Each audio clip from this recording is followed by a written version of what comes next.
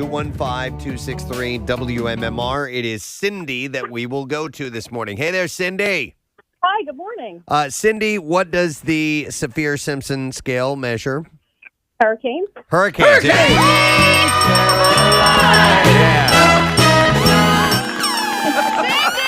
Yep, it is the strength of a hurricane. And Cindy got it right. And we are going to give her a $50 Primo Hoagies gift card. Big games, big parties. It isn't just football, it's an experience. So don't settle for an average catering tray. Make it Primo. Order now at PrimoHoagies.com. It's not just a hoagie, it is a Primo. So that's hurricane wind velocity, and the Fujita scale is for tornado, right? Yeah. Yes. All right? Yeah. Yeah. So whatever the I don't know if it means wind velocity, but it's hurricane strength. All right. So that's what it measures. All right, so we'll go through some of the box office take this weekend. Spider-Man No Way Home, still number one. Still cranking it out, $14.1 million. And in fact, it is now the fourth highest grossing movie at the domestic box office. And it will need to make $40.1 million more to beat out Avatar in third place. Then you have Scream, followed by Sing 2, Redeeming Love, The King's Man was fifth, The 355, American Underdog, King's Daughter, West Side Story, and Licorice Pizza rounded out the top 10. So we got this story late in the show on Friday, and I'm sure you're aware of it by now, but Louie Anderson died on Friday. He was 68 years old. Sucks. He was battling blood cancer at a hospital in Las Vegas. At the time of his death, he was diagnosed with diffuse large B-cell lymphoma, the most common type of non-Hodgkin lymphoma. Here's another case where I'd heard nothing about him being sick. Yeah, his longtime publicist, Glenn Schwartz, said he is survived by his two sisters, Lisa and Shanna Anderson. Cause of death was complications from cancer. He won an Emmy for Outstanding Supporting Actor in a Comedy Series in 2016 for his role as Christine Baskets, mother to Zach Galifianakis' Chip and Dale on the FX comedy Baskets. And he also won 2 Daytime Emmys for his animated series Life with Louie in 1997 and 1998. We have him, an audio clip of him accepting for baskets, if you want to. Okay. That's overcase. Yes. Just play I got it. Here we go. I had this family who propelled me into this business because of the chaos I was raised in. And this is the outlet. And I'm playing my mom. This is her award. I'm stealing every little nuance she had. Every little thing your mother does, at some point in your life, you'll find yourself doing it. Just embrace it and realize that they won. And there's nothing you can do about it. Making his national television debut on The Tonight Show with Johnny Carson in 1984, Anderson went on to have an extensive career in stand-up comedy and acting. On top of this, he wrote 4 books, including Hey Mom, Stories from My Mother, but you can read them too, which was published in 2018. Many celebrities took to Twitter to honor Anderson. One of them was Bryan Cranston, who starred on The Louie Show with Anderson, and he wrote, I was saddened to hear the news today of Louie Anderson's passing 26 years ago. I played his best friend in the series, and this morning I've been wistfully remembering that experience with him. Louie was known for being big, but that wasn't just in his presence. He was also big-hearted, an expert in the craft of comedy, and a very kind man. Very cool. We actually we have his first appearance on national television, a clip from him on The Tonight Show, and he had that rare occurrence where Johnny called him out for a second, bow. Okay, here we go. My next guest is named Louie Anderson. He's making his first appearance on national television. Louie Anderson. I can't stay long. I'm in between meals, so bear with me. I was just at McDonald's, and all those statistics just changed. So. I went shopping today. What's this one size fits all stuff? Being in California, being fat, and try to get into this California life. Went to the beach the other day. Every time I'd lay down, people would push me back into the water. Hurry up, he's dying. And the bums down at the beach, always coming up to you, those guys. Hey, buddy, could you help me out with a sandwich? Well, sure, where is it? There's a funny young kid. Louie, come out here and take another bow. I want to play a clip from him in Coming to America. Yeah. It's a short clip, but here we go. Hi! You know, I started on cleanup just like you guys. But now, see, I'm washing lettuce. Soon I'll be on fries, then the grill. A year or two, I make assistant manager. And that's where the big bucks start rolling in. Such a great story about him getting that role because he was at a restaurant, saw Eddie Murphy having lunch, and he picked up the tab, and he was getting ready to leave, and Eddie called him over, and he thanked him for it. And then shortly after that, he was casting Coming to America, and he gave him a role because That's of, awesome. because That's of so that cool. moment. Yeah, smart move, That man. little moment, One yeah. of, we loved having him in the last time he was in on the show, and just a great and a big loss. Yep. Here's another terrible loss. Oscar-winning actress Regina King is mourning the loss of Ian Alexander Jr., her 26-year-old son. He died by suicide on Friday night after he had just celebrated his 26th birthday on Wednesday. King said in a statement that her family is devastated at the deepest level by the loss of Ian. She said, he is such a bright light who cared so deeply about the happiness of others. Our family asked for respectful consideration during this private time. Thank you. There was footage of him celebrating with her just recently, and I forget where they were, what the story was, but you see this guy who looks like he's having a blast, but you never know what's going on behind the eyes. Mm-hmm. Alexander Jr. was King's only child, who she shared with her ex-husband, record producer Ian Alexander Sr., and Alexander Sr. had married. She and Alexander Sr. married in 1997. They divorced a decade later, and many stars took to Twitter, obviously, to support Regina during this horrible, horrible time. It's a parent's nightmare. It's the absolute worst. There's nothing beyond that could be worse than that. So, terrible news from her world. Law enforcement sources had said, reported initially to TMZ that Arnold Schwarzenegger was involved in a bad car accident, so bad that his monster SUV rolled over on top of another car, and that driver was badly injured. Arnold was driving a Yukon SUV. This thing's gigantic. When it collided with a red Prius. His SUV started to roll and then ended up on top of the Prius and then continued rolling to the left into a Porsche Cayenne. One witness said it was crazy, that it looked like a stunt in a movie. The collision was intense enough that the airbags deployed on the Yukon. The woman who was driving the Prius was injured. She was bleeding heavily from her head. An ambulance took her to the hospital. This report I'm reading is from that Friday when it happened. Yeah. Arnold said apparently is okay. Yeah, they asked him what's 5 plus 5, and he said, He's okay. That's it, yeah. So What year is it? he was If we use the medical check we administered on Mr. Peanut, he's doing great. right. Yeah. Arnold was apparently okay, but he was very, very concerned about the injured woman. And oddly enough, Jake Steinfeld, the Body by Jake fame guy, Body by Jake, was at the scene at the time of the crash. Is he an EMT in California? I don't or? think so. Yeah. He and Arnold are close friends. I like you, Jake. In fact, when Arnold was governor of California, Jake was the chairman of the Governor's Council on Physical Fitness. Uh-huh. One of the witnesses says it appears that the Prius was on Sunset Boulevard and Arnold was on Sunset turning left in the opposite direction when the collision occurred, and they believe that the accident was his fault. Oh, boy, man, because that's, you got to see the pictures because it's pretty amazing. The vehicle is up on two wheels. It's on top of both of the other cars. So we'll see how this plays out. They said he was turning left, but there was a left turn arrow that was still red. And I guess he was not ticketed for it as of now. So, wow. Okay. Yeah. So, imagine that, you're in this horrible crash and you get out and Arnold is standing there. It's like, wait a Very minute. sorry for this, the crashing of the cars and the Prius and this kind of thing. All right, here's some friendlier news because I still have some other downer stuff. But Nick Jonas and Priyanka Chopra's fairy tale romance is adding a new character. The new Jonas Brother member, the Jonas Brother member and the Indian actress shared Friday that they have a new bundle of joy joining their family with an announcement on Instagram. They said, "We are overjoyed to confirm that we have welcomed a baby together via surrogate, and we respectfully ask for privacy during this special time as we focus on our family."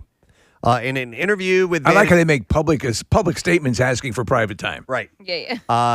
We would like to ask for some quiet, private time.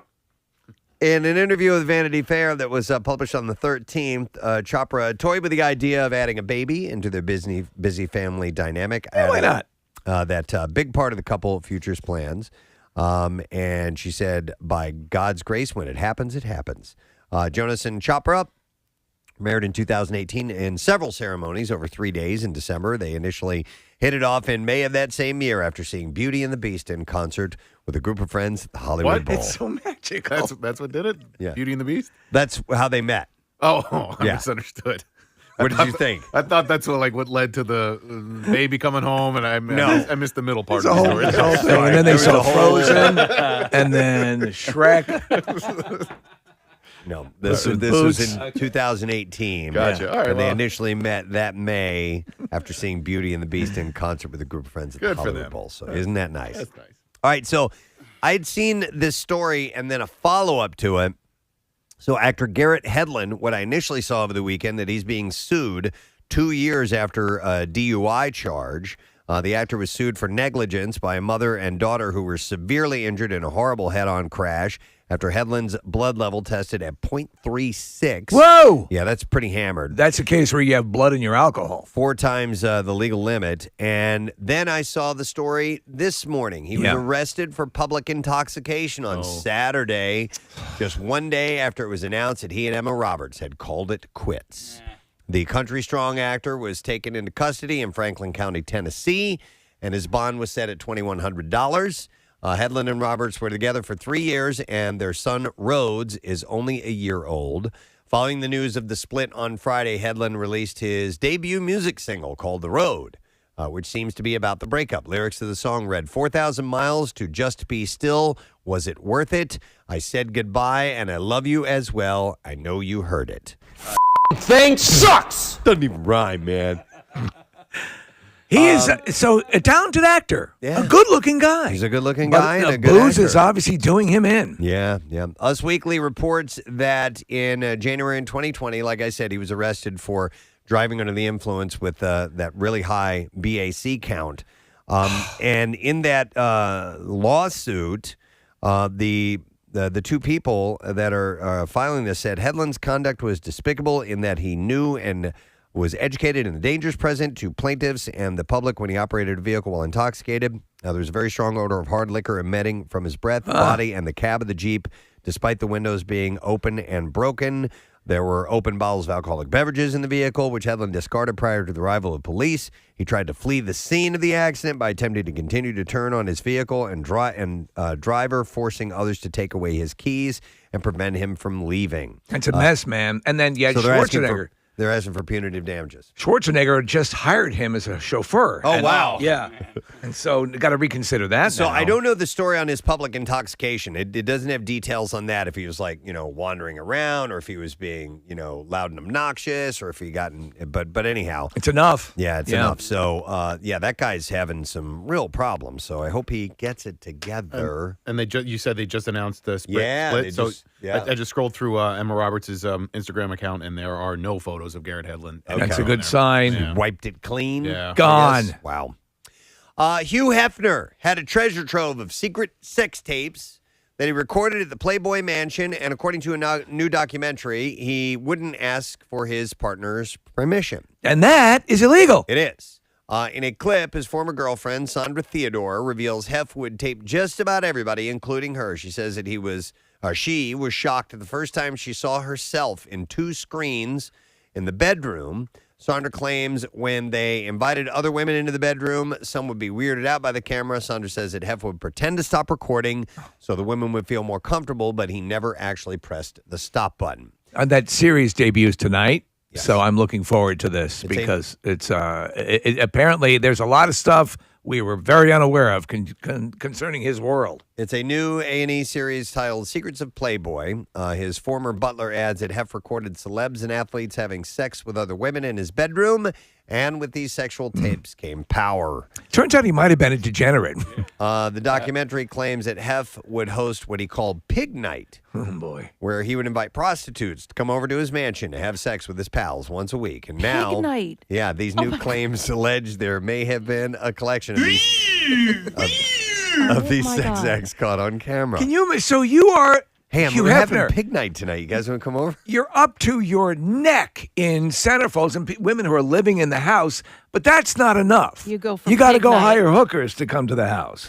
Well, yeah, you wanted to make sure that, Yeah. everybody got laid. Sure. So you do. You hire the pros. That's what you do. You hire your pigs. Oh, my God. Pig Dear Night. Christ. Wow. If Hef videotaped people with whom he had sex with without asking their for permission, obviously it's a crime. And you can catch the first part of this documentary tonight on A&E. In a statement released to Entertainment Tonight Sunday, Sidney Poitier's family announced that his funeral will be a private affair due to the pandemic. The statement read, the Poitier family so appreciates wonderful outpouring of love, support, and affection for Sidney. There have been many inquiries about an event to honor his life. At this time, due to the coronavirus pandemic, a private memorial service has been arranged for the family with the possibility of a more public memorial service should the virus numbers subside in the near future. The only non-family member invited to this service is Courtney Stodden. Oh, She got it, invite. really? Good for her. Well, she's such a sweetheart. They were such dear friends. This is pretty wild. Goldie Hawn, in an interview, recalled a time early in her career when she was sexually harassed by cartoonist Al Cap. Al Cap of Andy Cap, right? Is that the same? No, he did Lil Abner. Lil Abner, that's right. So he was a very, very successful and famous was cartoonist. huge. Yeah. Yeah. So Hawn said that she went to Cap's apartment for an audition when she was 19. She said, in he walks with his, well, I didn't know he had a wooden leg, but he did. And he walked like he had a wooden leg. He had this insidious grin, and it was really ugly. And he said, I'll be back in a minute. I'm just going to go slip into something. What do you think he came back in? A robe. Of course. Do you like farts? She said, so now I'm freaking out because I'm recognizing that something is going on. Oh, boy. And she claimed that Cap told her to, quote, look stupid, look like an imbecile, before he asked her for a kiss. This is horrible. And later exposed himself. This is horrible. I never liked Lil Abner. I liked the women, when you were a little kid and you were seeing women drawn that way in a comic strip, it was kind of nice. But the comic strip itself, I found depressing. The characters, but that it went on. It was a musical. It was a movie, a Broadway thing. It was huge. Hawn said she walked out of the audition telling Cap that she'd never get a job like this. So kind of a weird little story. Touch my leg. The past. No, the wooden one. No, the wooden one. You're basically being a pirate is attempting to seduce you. Wow. Let's see here. Following the birth of her son, Malcolm Hip, in November, Olivia Munn got a surprise visit from her friend and hairstylist, Kylie Fitzgerald. Munn shared a photo. I'm here! A photo of herself with her hair in curlers and Malcolm in her lap to Instagram on Sunday. And she said, when your friend shows up and surprises you with a blowout, even though you're in a robe and not going anywhere, thank you, she wrote to him, for making me feel a little less postpartum. Shut the f*** up! So getting her hair done made all the difference, apparently. It's just in. Yeah. She is looking very attractive. Yeah.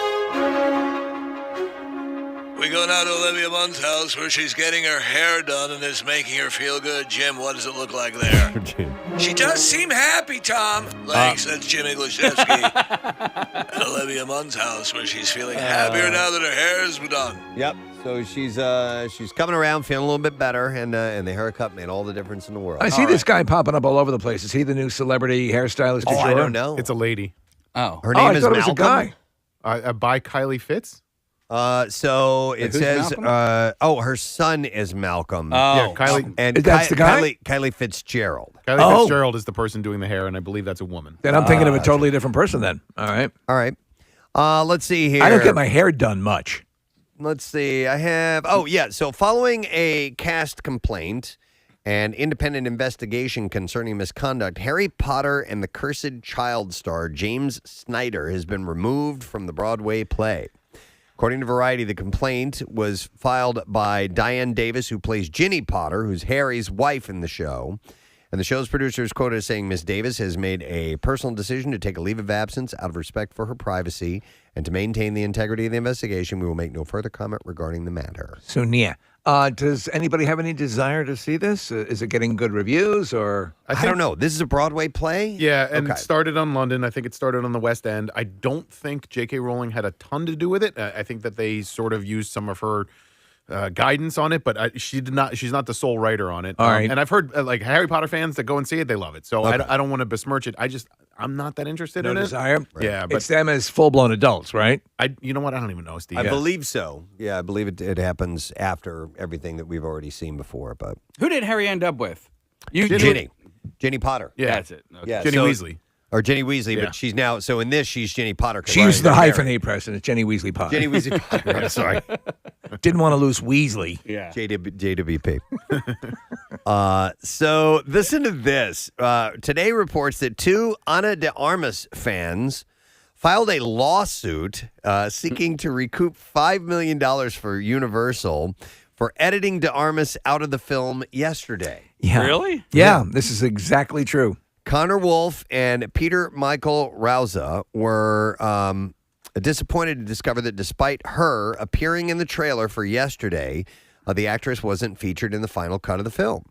The lawsuit, which was filed on Friday, states because consumers were promised a movie with Ana de Armas by the trailer for yesterday, but did not receive a movie with any appearance of Ana de Armas at all. Such consumers were not provided with any value for their rental or purchase. Like, couldn't they just simply give them a refund instead of $5 million? Yeah, right? Yeah. Yeah, that might cut it. Now, I know why $5 million might seem more enticing, Right. but this to me is going to immediately be assessed as a frivolous lawsuit. Yeah. I need to see the trailer so I know what they're talking about. And I have actually watched this movie twice in the last month or so. Yeah. I love this movie. It's a great movie. Yeah. And Case, I would have to go back and watch the trailer and see where they would show a blip of her. Right. You know, because clearly she wasn't integral to the plot. If you want to see her, Blade Runner 90210. She's very sexy and featured prominently in that. Oh, I saw her. Knives Out. She was in a movie before Knives Out and Blade Runner where you see her. See her in her birthday suit. I can't remember the name of it. but, Overdrive, War Dogs, Exposed. No, I think it might sounds be, like a contender. Who's in Overdrive? Oh man, this computer has gotten slower and slower. I don't know if that's the one. Scott Eastwood, Freddie Thorpe. You know the Thorpe. Oh, the Thorper. Yeah. The heavy hitters. I'm gonna have to do A deep dive. We're gonna talk about this off air. Tell you what, get on the phone right now with Bill. Okay. And see if we can do a special Sunday segment. The origins of de Armas. Yeah. All right, so one other thing. Producer Will Packer announced on Good Morning America Friday that Girls Trip 2 is underway. Yeah! The original Girls Trip features Queen Latifah, Regina Hall, Jada Pinkett Smith, and Tiffany Haddish. And apparently he said, can't we all use a post-pandemic trip, my friend? I think that the time is actually right, and this is something that I will tell you and break right now in GMA, that Girls Trip 2 sequel, we are underway. I actually fell to my knees when I heard the news at home. If you were dying for that, then this is your salvation. Did you see that movie, Kathy? It was definitely marketed towards women. I didn't see it. Okay. We're ready to roll the clips. During World War II, a cargo plane crashed behind enemy lines, and a squad of soldiers face off against powerful supernatural force in War Hunt. And here, Jackson Rathbone talks about why he took the role. You know, when I look at projects, I want to see something with high stakes that really kind of sink my teeth into. But I also really like to work with actors or producers, but in this case, especially the actors. You know, getting a chance, hopefully, to have worked with Mickey Rourke and Robert Knepper. That was really what drew me to the project. I don't think I want to see it. War Hunt is on Prime Video right now. Here's the next clip. The Gilded Age follows a woman in 1882 who moves from Pennsylvania to New York and must choose to follow rules of society or make her own path. In this clip, Tasya Farmiga talks about what she likes about her character. The thing that I relate to immediately with Gladys was her frustration of growing up in a house with like seemingly arbitrary rules. They didn't make sense, and why she couldn't go out, why she couldn't just find a husband. Fine, she can't have freedom without a husband, then let her get a husband. Oh, this husband's not good enough. I need a different husband. You know, her mother Bertha has so many expectations for her, and I think every person can relate to that in some regard. I think I said Tasya. Tasa is, I guess, how you pronounce her name. That's Vermeera's sister, Vera, right? I think so, right? Vera Farmiga? Is it Vera? I think it's Vera. Okay. The Gilded Age is available on HBO today, by the way. So you can see one of the Farmiga sisters on there. All right, and there you go. Your entertainment report for today. By the way, we have a new Daily Rush video. If you would like to see Kathy's post-COVID taste test, we had that. I've not watched it yet, but we were here for it when it happened. But after Kathy's recovery from COVID, she still can't taste anything. And we threw lemon juice, wine, hot sauce, all kinds of stuff. Wine tasted like water. It's terrible. Oh, my God. Sorry. Yes. And if you follow MMR on Instagram, you'll get it delivered right to your feed. It's sponsored by Xfinity's Gig Speed Internet. You can learn more at xfinity.com. And if you want to check us out live, we are streaming on YouTube every morning now, so you can peek into the studio, see what we're up to, and consume the show that way as well. We're going to take a break. We'll come back in just a second. We got Daybreak, a Monday, and all its glory before us. Stay with us. Preston and Steve on 93.3 WMMR. After You splitting wake from up with Kristen Preston and Cavallari, Steve. After 10 years together, sources tell ET that Jay Cutler is on the celeb dating app called Raya. This just in, Jay Cutler's on the dating app Soraya. Psoriasis. Raya. No. It's for people looking for other people with skin conditions. That's cool. Let's meet for some drinks and chafe together. Let's flake together. Yeah. And then I am on a site for people with vitiligo. Oh, let's flake together. No, I think it's like one that you have to be accepted into. Raya. Is it one of these where you need... Like some you sort have of to be somebody. Yeah, like She's notoriety. right. Yes, in fact, it is the celebrity notoriety. Raya. I don't know. I don't even know if that's how you pronounce it. Maybe it's Raya, Raya. But Who really cares? His profile on Raya says, let's see here. He's here just for friends. Yeah, right. Yeah, whatever, man. Friends will touch your genitals. You can diddle. Yeah. Who gets to decide whether or not you're a celebrity worthy enough to be on this website? I think they have actually a vetting committee. Yeah. Really? Yeah, I believe that's the way it goes. And they will determine. Think of it as there's like a Steve Rubel standing in front of Studio 54. Right. And they decide whether you're appropriate for this website. So, well, listen, in honor of, was it International Geek Day? Or? It's just Geek Pride Day. Geek Pride Day. Yeah. I'd been working on an impression. You guys want to hear it? So, Steve, you do your Batman impression, but you have that... processor. You have the processor. Okay. I don't have a processor. Are we supposed to guess what this impression is? No, it's Batman. It's Batman. Okay, go ahead. All right, you ready? Okay, yeah. Please keep that kryptonite away from me. Is that a line he says in the movie? No, please keep that kryptonite away from me. You sound like Cookie Monster. Yeah. Oh. It sounds like it hurts when you do that. No. Please keep that cookies away from me. Because it's a Superman impression? Thank you so much. I appreciate that. I've been working on it. It's really good. It's really good. I got it. So it's a Superman impression. I was confused why the whole kryptonite thing. It's a terrible joke that I heard with Chuck over the weekend. You say this is Batman, but you obviously say Superman line, and then somebody says, that's Superman. And then you go, thank you so much. I appreciate that. Like, that's Superman.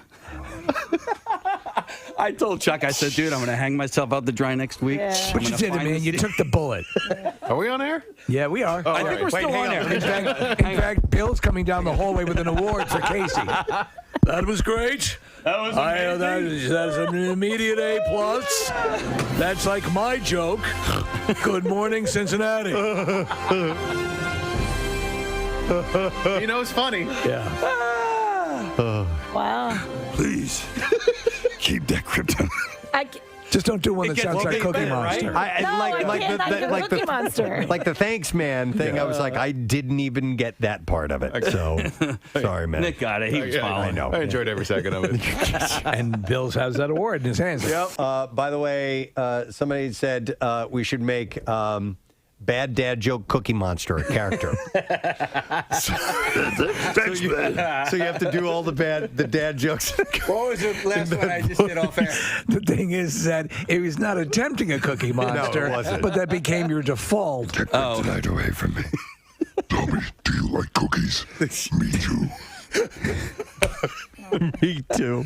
Tonight, when you go back home, turn off the cookie light. Tell me, do you like to eat cookies? Me too.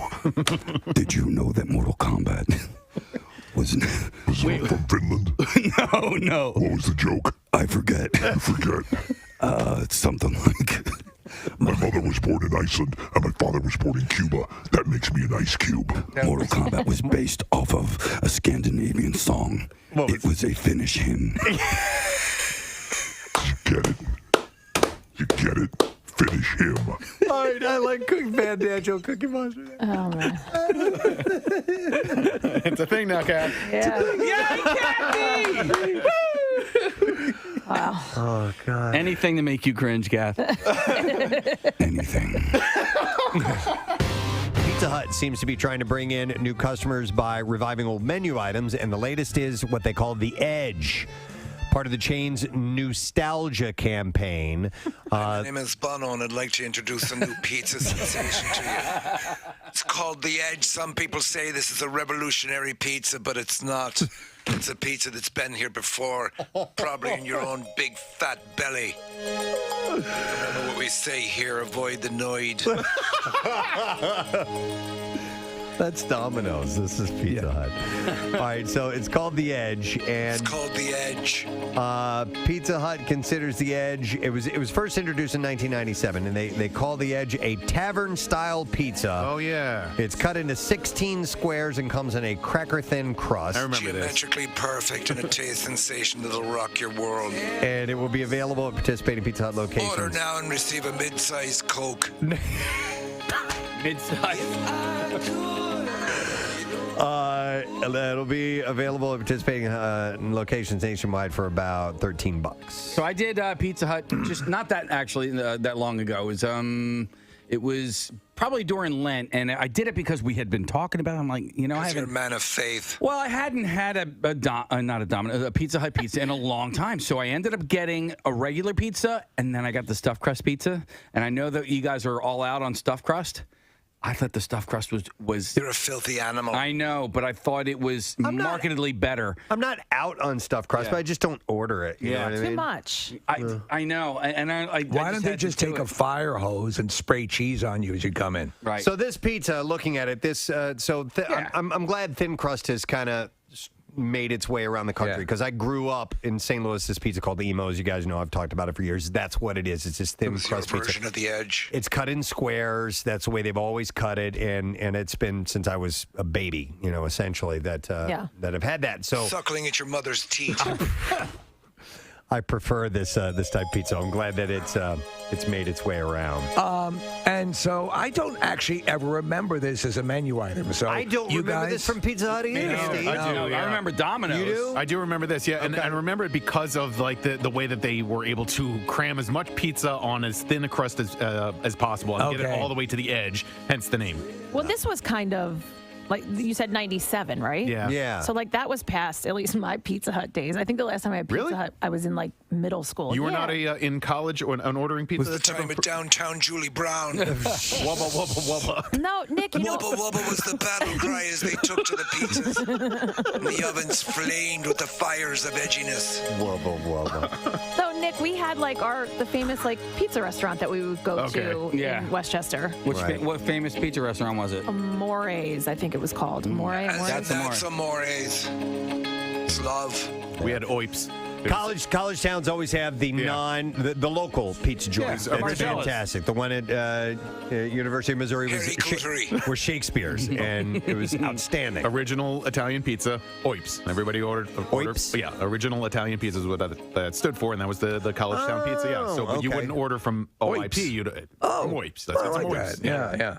All right, let me move on to something else. You had mentioned your mustard, Nick. Yes. You may want to try that on watermelon. It's the latest thing that people have been sampling. Lizzo kind of made a big deal about it on TikTok. So she had she made a video of her doing some funny TikTok things where there's some edits and all of a sudden the watermelon appears and so on. So this to me, Preston, seems like the old thing of putting salt on watermelon. Yeah, I grew up putting salt on watermelon. I don't do it anymore. Yeah. But they had said it was to bring out the sweetness by adding the salt, and I heard that on cantaantelope. Yes. Oh, yeah. Same thing. Yep. Yeah, and I like them. Any melon will do. So here's the thing. Doesn't matter if it's a cantaloupe or a honeydew or a cassava. Any melon covered in salt will bring out the sweetness of the savory. Living together on one melon the way we should all live together.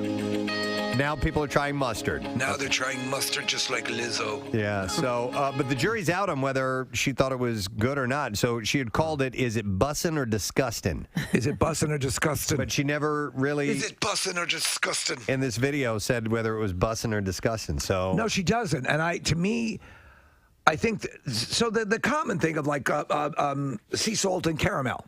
Yes. So to me, that does work. And some things that I thought would never work do work. I don't know about the watermelon and the mustard. It just seems to be too combating. Yep. I'm tying it into the previous conversation. We used to do mustard on pizza. Okay. I can see that. Did I don't know. I'm not sure. Somebody. Ranch dressing, Kathy. Ew, no. That's just You for said, the, "Ooh, no," that's but for you the put- crust, right? Or the whole pizza. You can do the whole pizza. Oh. Yeah. Yeah, should- I know. we I should've said gotten ew, no, watermelon. yet I put mustard on pizza. Sorry. We should have taste tested this. Casey, when's the last time you've had ranch dressing on pizza? It's been a while. been a while? At least like 2 or 3 days. Okay. All right. Do we have something that could approximate a melon and put some mustard on it? Wait, I might. Let me see if I have. Do you keep a melon in your desk drawer? I might have Kathy watermelon. brings a ton of fruit every day, remember? Oh, She brings can we a try giant that? fruit salad. Yes. Go see if you have watermelon. Yummy. We'll try it. Let's get it. I'm sure Kathy rises to the challenge. there's got to be mustard in the fridge. Yes. Connor, can you go look in the fridge and see if there's any mustard? Let's try it. Or Marissa's already on her way. But yeah, I got to believe no matter what, it's not good. And this is just a thing that people have done to make you eat mustard on Preston, watermelon. Here, try this. People are eating Tide Pods, so you have to take everything with a grain of salt. Here's a text. Somebody says, my husband always puts pepper on his cantaloupe. What? Interesting. What, in prison? No. Oh. But I've had, I've had fruit in salads before, and you put pepper. Like, there's strawberry salads and things like that. Do you know what I Pepper do? on that. So, and it's a weird. So, honey grow, I do the like a sesame noodle. Whatever they call it. It's a salad, I guess it is. Okay. But pineapple in that.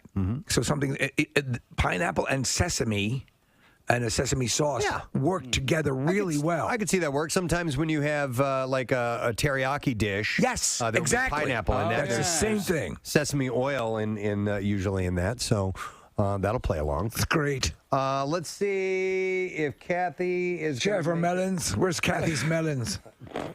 Hang on. Here we go. They're usually on display. I mean that in a non-sexual way. In the way she... And I'm sure that I've probably had this happen before, too. I don't know if I've fallen in a dumpster, but maybe come close. But they had accidentally put something in the trash can, took the trash bag out and threw it in, and then later on realized, I accidentally threw my medication away. Oh, no. Yeah. Yeah, we've all had that. So you have to go get it. Yeah. You got to go get it. Right. So apparently she went and she went to go get it, and it's hanging down low, and so there's like a side door on on their dumpster that you can open up. Okay, so she opens that up, I guess, and it's at the bottom and it's far down, and she's got to lean over and kind of bend halfway down to go, and as she leans forward, her body weight is too much.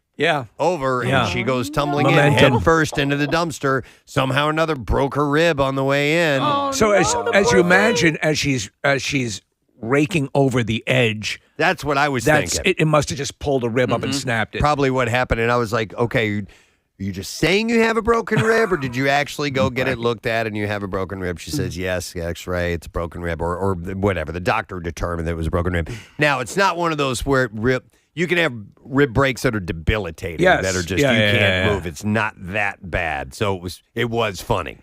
We were able to laugh at this. It was funny. Yeah. And I'm sure other people have fallen in dumpsters or had something just as stupid happen. So I figured, you know what, that might be worth bringing Sure, up. absolutely. 215-263-WMMR if you want to share. I think in my top 5 things of grossest things that I have ever encountered, it is dumpster and or trash juice. I can't. Oh my God. stand What it. is that? I don't know. Dumpster juice and trash. So, Casey. Oh, my God. I used to work, and again, I hate to brag. Oh, my God. I used to work at Dunkin' Donuts. There's drinks and things, and all sorts of magical things that are in that. But when that dumpster would turn, there'd be things that would come out like that just formed because of the humidity or whatever it is. Jesus. And that was the most pungent, piercing smell came from the liquid. And I don't think it's like dumpster soup. In Star Wars A New Hope, I don't think that scene where they're in the trash Too chute- pleasant. Right? Too pleasant. Yeah. Like, you have an nobody's like, oh my entire God, Death Star full of people. Right. You don't know what half those species do and what they crap. It's So all a much bunch so of, that- It's just a bunch of metal and stuff in there. No, if But only. there's juice. If only. But they're swimming in dumpster juice, Yeah. and nobody's like, oh my God, it stinks. You know, would have been a perfect way for them to introduce what the future of tampons might look like. Right. Oh God, Preston, and that just that big dumpster and your poor sister. Yes. going I didn't get a chance to ask her into it. how she got out of there, too. Did you guys ever live in an apartment that had a dumpster where you would have to go and throw your trash? And sometimes, they wouldn't come and pick it up, and it would just be stuff piling all over the place. But I remember, having to get root around in there before. I can't remember what specifically for, but The one when we were on Y100, I lived in you remember, it was a Russian efficiency apartment. It was worse than a Russian efficiency apartment.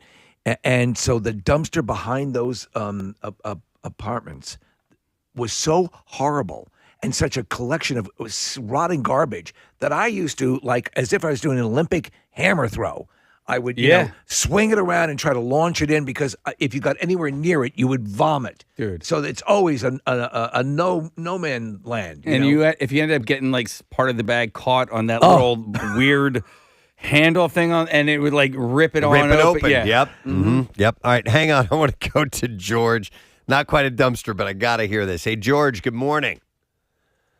Oh, wait, hold on. Let me do that again. George, now we can hear you. Go ahead. How's it going? Hey, what's up, buddy? Back when I was in high school, like 22 years ago, we used to kick the hacky sack around at lunchtime outside the lunchroom. All right. And one day we were doing that, and the hacky sack went up on the roof, and there was an outside school freezer by the lunchroom with a 55-gallon drum full of excess kitchen grease in it. Oh, God. With a lid on it. So I went to jump on top of the barrel to get up on top of the freezer to go on the roof, and the barrel gave out, and I went waist deep in the Oh, God. Into grease? Kitchen grease, yeah. Kitchen grease. Used kitchen grease. God. Yeah, in the middle of the school day, my principal came out and he goes, "There's a write-up for being in an unauthorized area, but I don't know about a write-up for smelling unsanitary." Jeez. Nasty. So, so you're a mess, dude. What did you do? How did you get cleaned off? Did you have to go to the locker room and get in the showers? Actually, believe it or not, I live here in Glassboro, New Jersey, and so Glassboro High School is right next to Rowan University, and I lived on the other side, so my principal allowed me to walk home, so I had to walk home through the middle of the university. So you kind of slithered home. Wait a second. You're smelling like food, and you're walking around like, were you attacked by packs of wild dogs or what? I mean, you're out with this stink wafting off of you. No, it was just rank, especially when my friend's girlfriend reached in her purse and started spraying me with a bunch of different perfumes on top of it. Yeah. Hey, where'd George go? I don't know. Just follow the trail, and you'll be able to track him down later on. Jesus. Oh, my God. Yeah, Man. Thanks, George. Steve, Steve, I know you love bragging about Dunkin' Donuts. And I know. also, I hate to do it. Well, no, it's because okay. Not everyone has had that opportunity. Are you going to one-up him with McDonald's? I'm going to sympathize. We're the same team, really. But so when I worked at McDonald's, there were actually 2 dumpsters. And one of the dumpsters was normal trash in case that dumpster juice would end up in there. And then there was the grease dumpster. Ooh. And you would have to take out the used grease from the fryers. And it, for whatever reason, whatever coagulated in that, probably had some alien life in there. I don't know what the hell that it was, but it became sentient at that point. Yeah, it was a different level of gross than the other dumpster. They were both disgusting. Yeah. Very disgusting and smelling.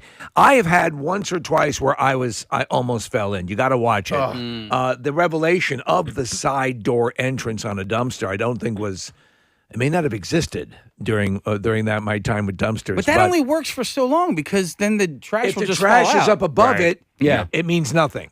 So my friend Brian just sent me this video that I don't think I want to watch it. Have you guys ever seen a video of a Louisville woman drinking trash juice? No. Okay. But that's about right. Do you guys want to watch that? No. Okay. I don't think really. I. Well, I don't know why Is that woman Halle Berry? she's doing it, but oh my God. You know what, though? That teetering, like when you have your body weight, and you're like, I think I can do it. I think I can. Yes. And then you're like, nope. Can't Yeah, do just it. a little bit further I can reach. I'm almost got it, and then you're in. Nick, what was the Wikipedia page you had pulled up? What was that? There's a term for that liquid. And it's called leachate. I think that's how you pronounce it. Leche. Oh, trace Ooh, leachate. this is going to be exotic. Yeah, Casey, when there's 3 dumpsters, it's trace leachate. Yeah. Okay. But yeah, LEACHATE, and that's the name of the liquid that it collects. It is any liquid that, in the course of passing through matter, extracts soluble or suspended solids or any other component of the material through which it has passed. So the liquid, as it descends through the garbage, is so the garbage is basically serving as like a large, horrible coffee filter. Yeah, it says it is most commonly used in the context of landfilling of putrescribe. Putrescribable or industrial waste. Do you get that in your regular garbage cans? I do. Occasionally. And I'll have to wash them out. Yeah.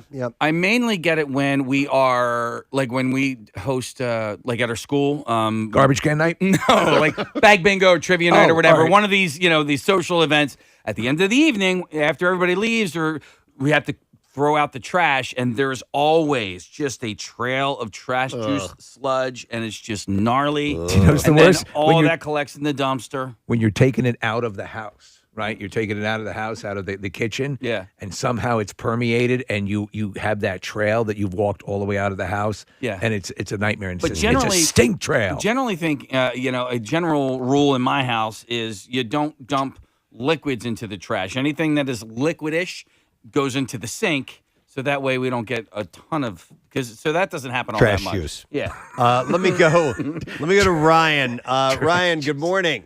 Hey, mister. Hey, mister. What's up, Ryan? Not much. So a couple times at my work now, I've been at this job for like 20 years, and I've accidentally thrown a money bag into the dumpster. A money bag? Yes. Okay. So I fill vending machines, so collecting the money and mixing it in with some waste sometimes. Yeah. And had to dig through the dumpster for it a little bit. And one time for a pair of keys, too, from my brother-in-law. Well, the money bag, I think, wins. There's certain like I'm reminded of the Lenny Dykstra story. He had how expensive were his dentures that went in there? There were many thousands of dollars. At a certain point, you can teeter on the line of the hell, I'm not going in there for that. But that's a point at which you have to say, "Oh no, I'm going in." Yeah. Mm-hmm. Hey, Ryan. By the way, did you have to go deep down in? Did you wait a while before you realized, or was it fairly short after you actually? I had to root around a little bit once or twice. Okay. So yeah, pretty gross. And then one time, Nick, I was trying to dunk the grease into the grease trap at one of my old jobs, and as I slid the bucket up from all the splatter on the edge of the grease trap, the whole bucket, 5-gallon jug, slid back down and sloshed all over my Dude, 5 gallons of slop. Disgusting. Wow. You should have quit that day. That's it. Walk No. out. Yeah. Next job. That was too easy. You needed to jump off a high rise. Set yourself on fire. I'm done living. Thanks, Ryan. All right, guys, see you later, guys. All right, we'll see ya. That's why, when we did the dumpster pool, out in the back. It was clean, right? It was a Brand brand new new dumpster that dumpster. never had any Yes, trash in it it had to be. whatsoever. No. And it was lined, too. And it was lined. Yeah, so, yeah. All right, we got, I'm sure there's lots of trash guys listening. Sean's one of the trash guys. He's loading up some stuff right now. Hey, Sean, how you doing? Good morning, Preston. How are you? Good doing? morning, man. We're doing well. So you can weigh in on trash juice. Oh yeah, Casey would love what I'm doing right now. I sit in a machine all day, and in front of me they dump the dumpsters that come from all over the place, restaurants, all over. Any dumpster that's at an apartment complex, everything comes here. All the wet stuff, I take it and load it into the tractor trailers all day long. That's what I watch. Is stuff being dumped it out. I take it and load it into trucks, and it's disgusting. Casey, you would get sick. What's it smell like?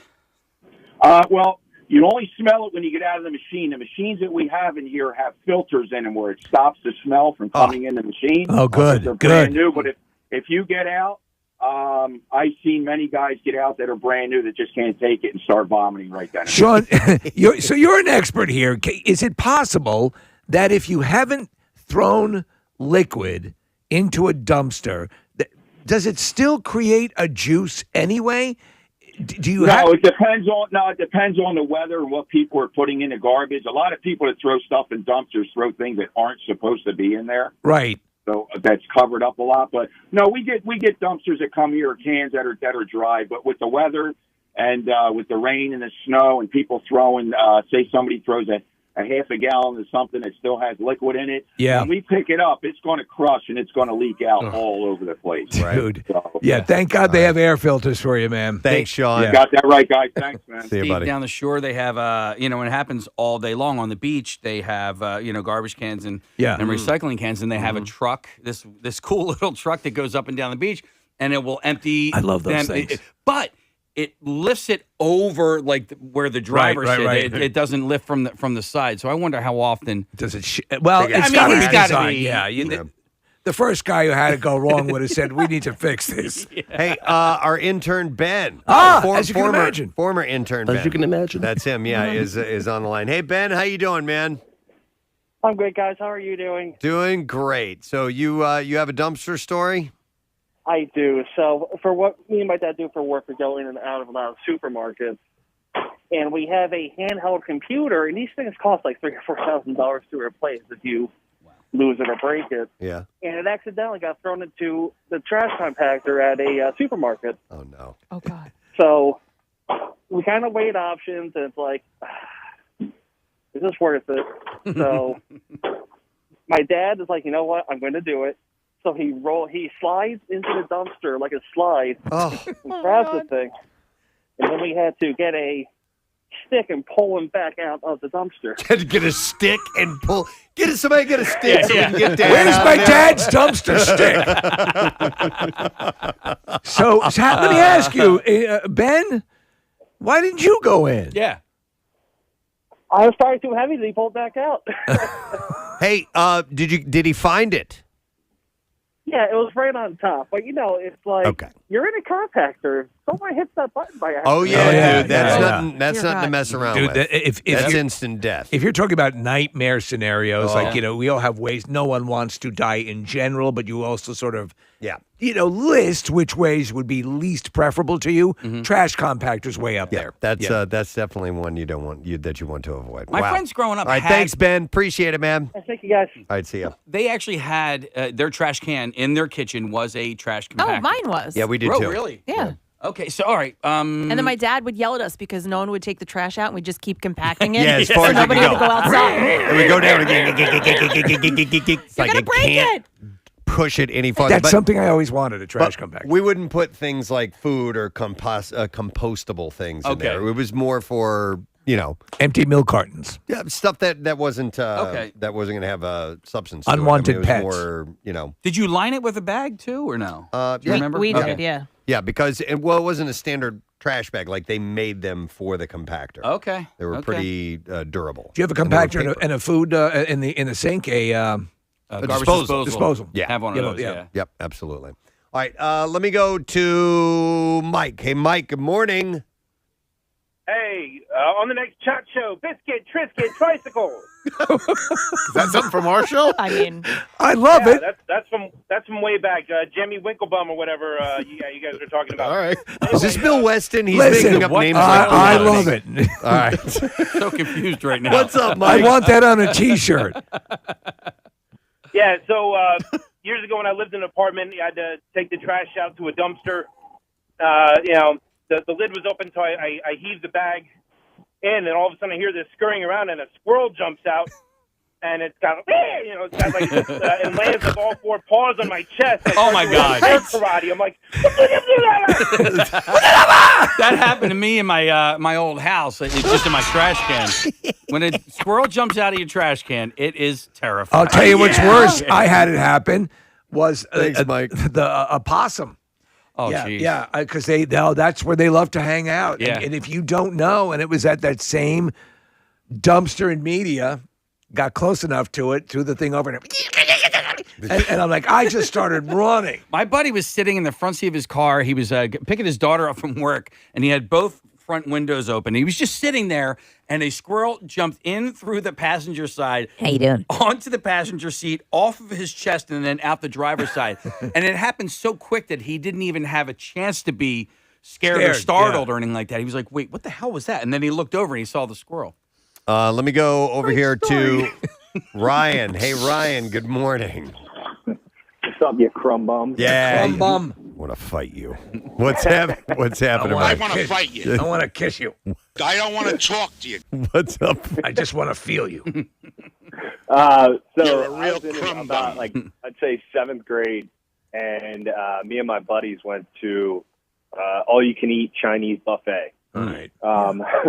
I had a retainer at that time. Yeah, the retainer story. And I forgot it on the table, and I guess they didn't think that it was worth saving. So me and my buddies had to crawl through the waste of a Chinese buffet dumpster for That's got to be the worst. 2 hours. Oh. Literally 2 hours. It was. Did you find it? Yes. Oh. Yes, we did. I did. And My you put it parents right were- back in.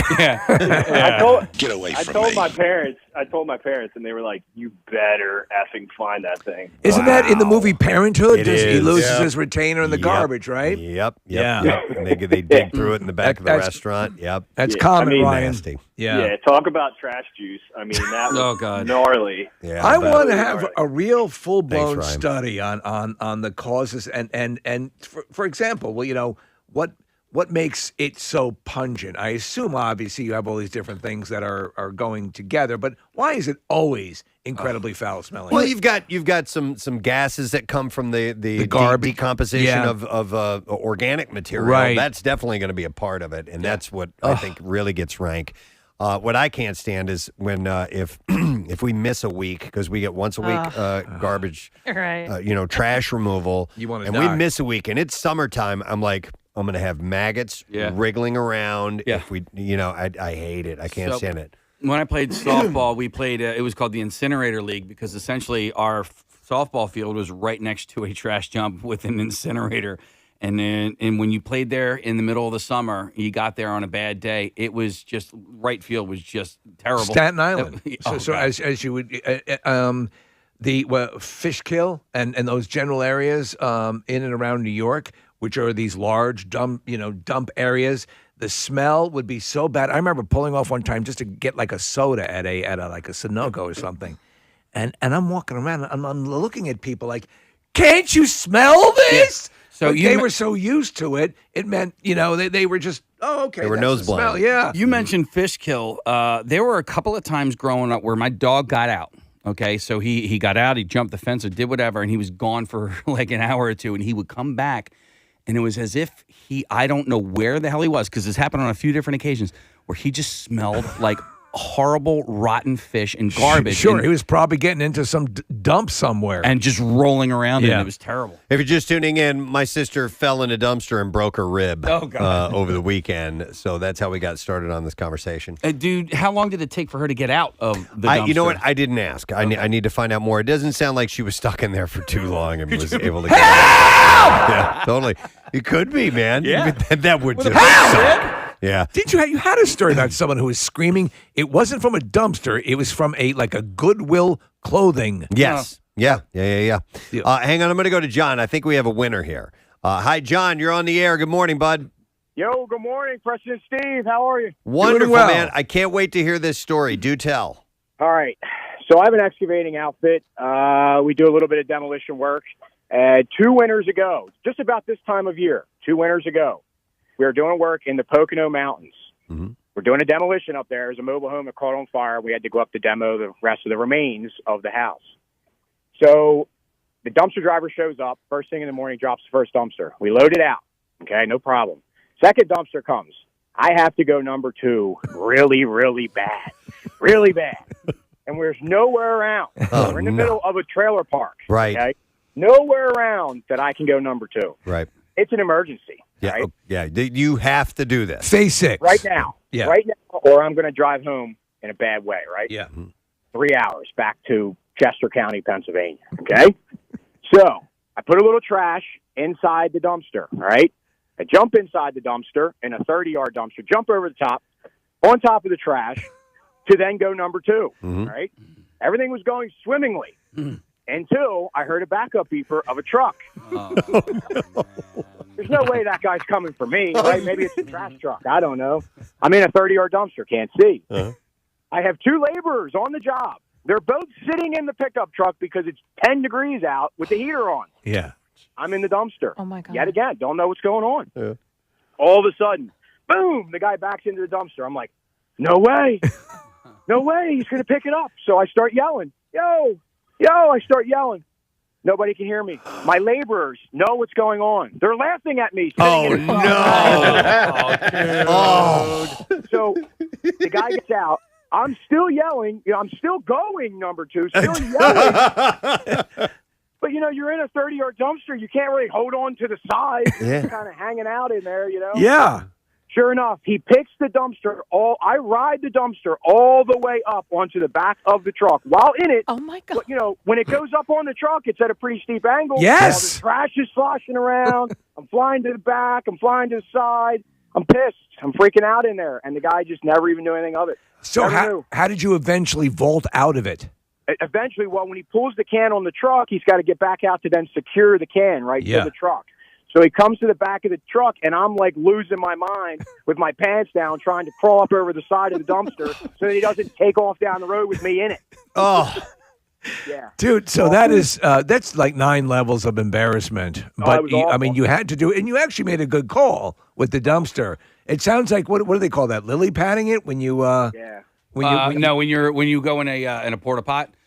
And you have to, so you don't get splashback, because unfortunately that happened to me one time. And so I found out about the art of the lily pad, which is you lay a whole bunch of like toilet paper down first. To stop the splash. It's a landing pad. Lily pad. John, you poor son of a bitch.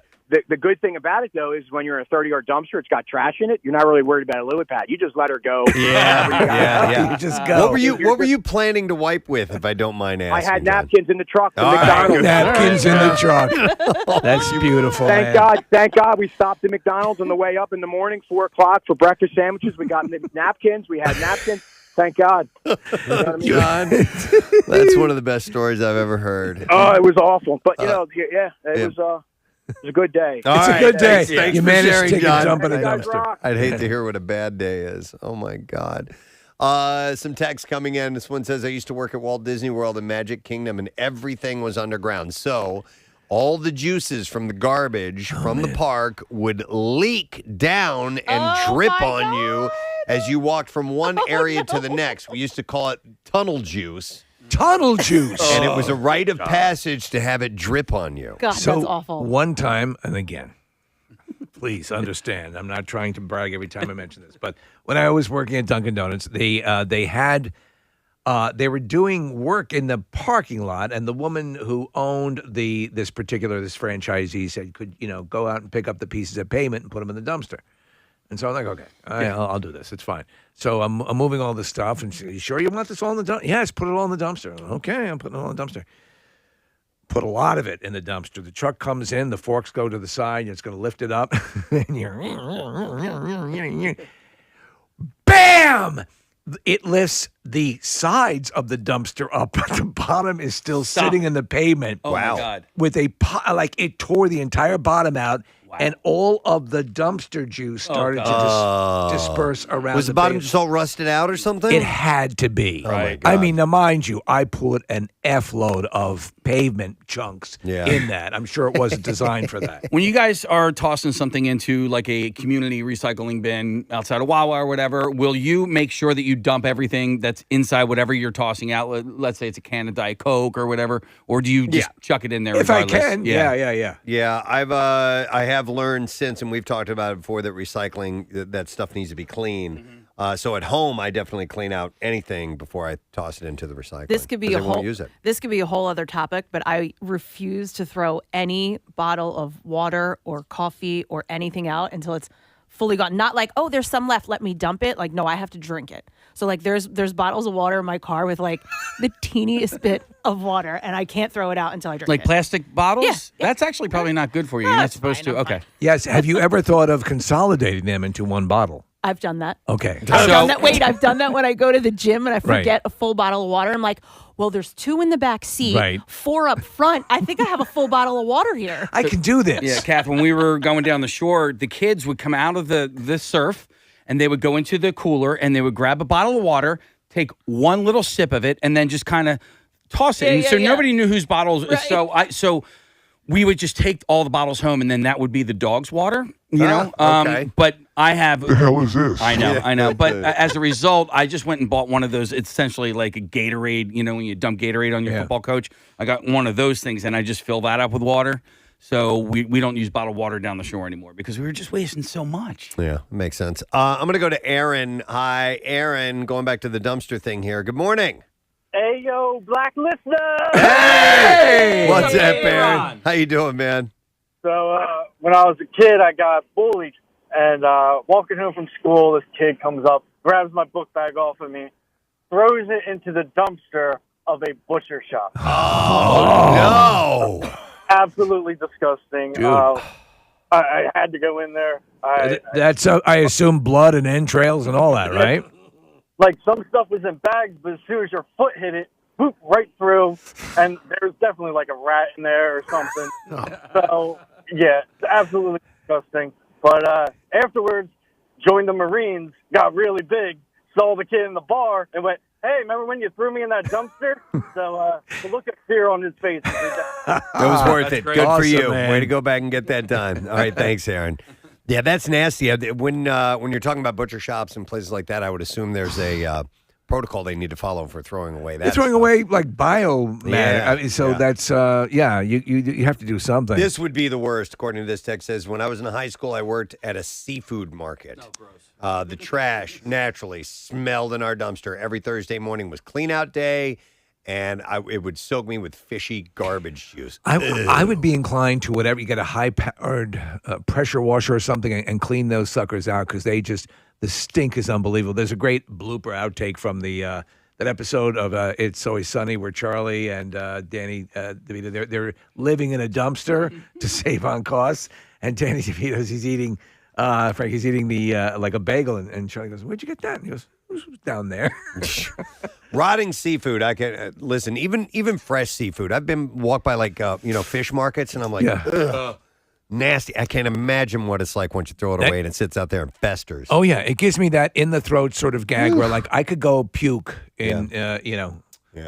Well, thank you for sharing the stories. I appreciate it. Yeah, my sister fell in a dumpster over the weekend and broke her rib. She's all right, other than the broken rib, but it was a story worth relaying. Absolutely. And hearing about. So, all right, I want to take a break because we got bizarre. Man, was the weekend rife with bizarre file stories. Yes. I'm telling you, I have like a week's worth of bizarre file stories that I've held on to, and I cannot wait to share some of these with you. So a lot of people send them to me too. Oh yeah. We'll come back in a moment with those. Make sure you stay close because we'll be right back.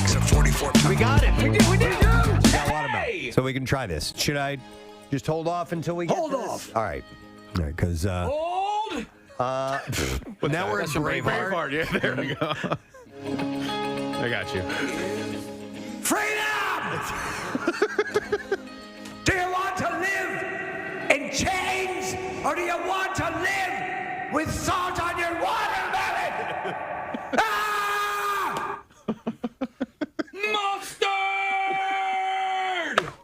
my God. It's a Friday. It is a Friday. Isn't it? I know. Wow.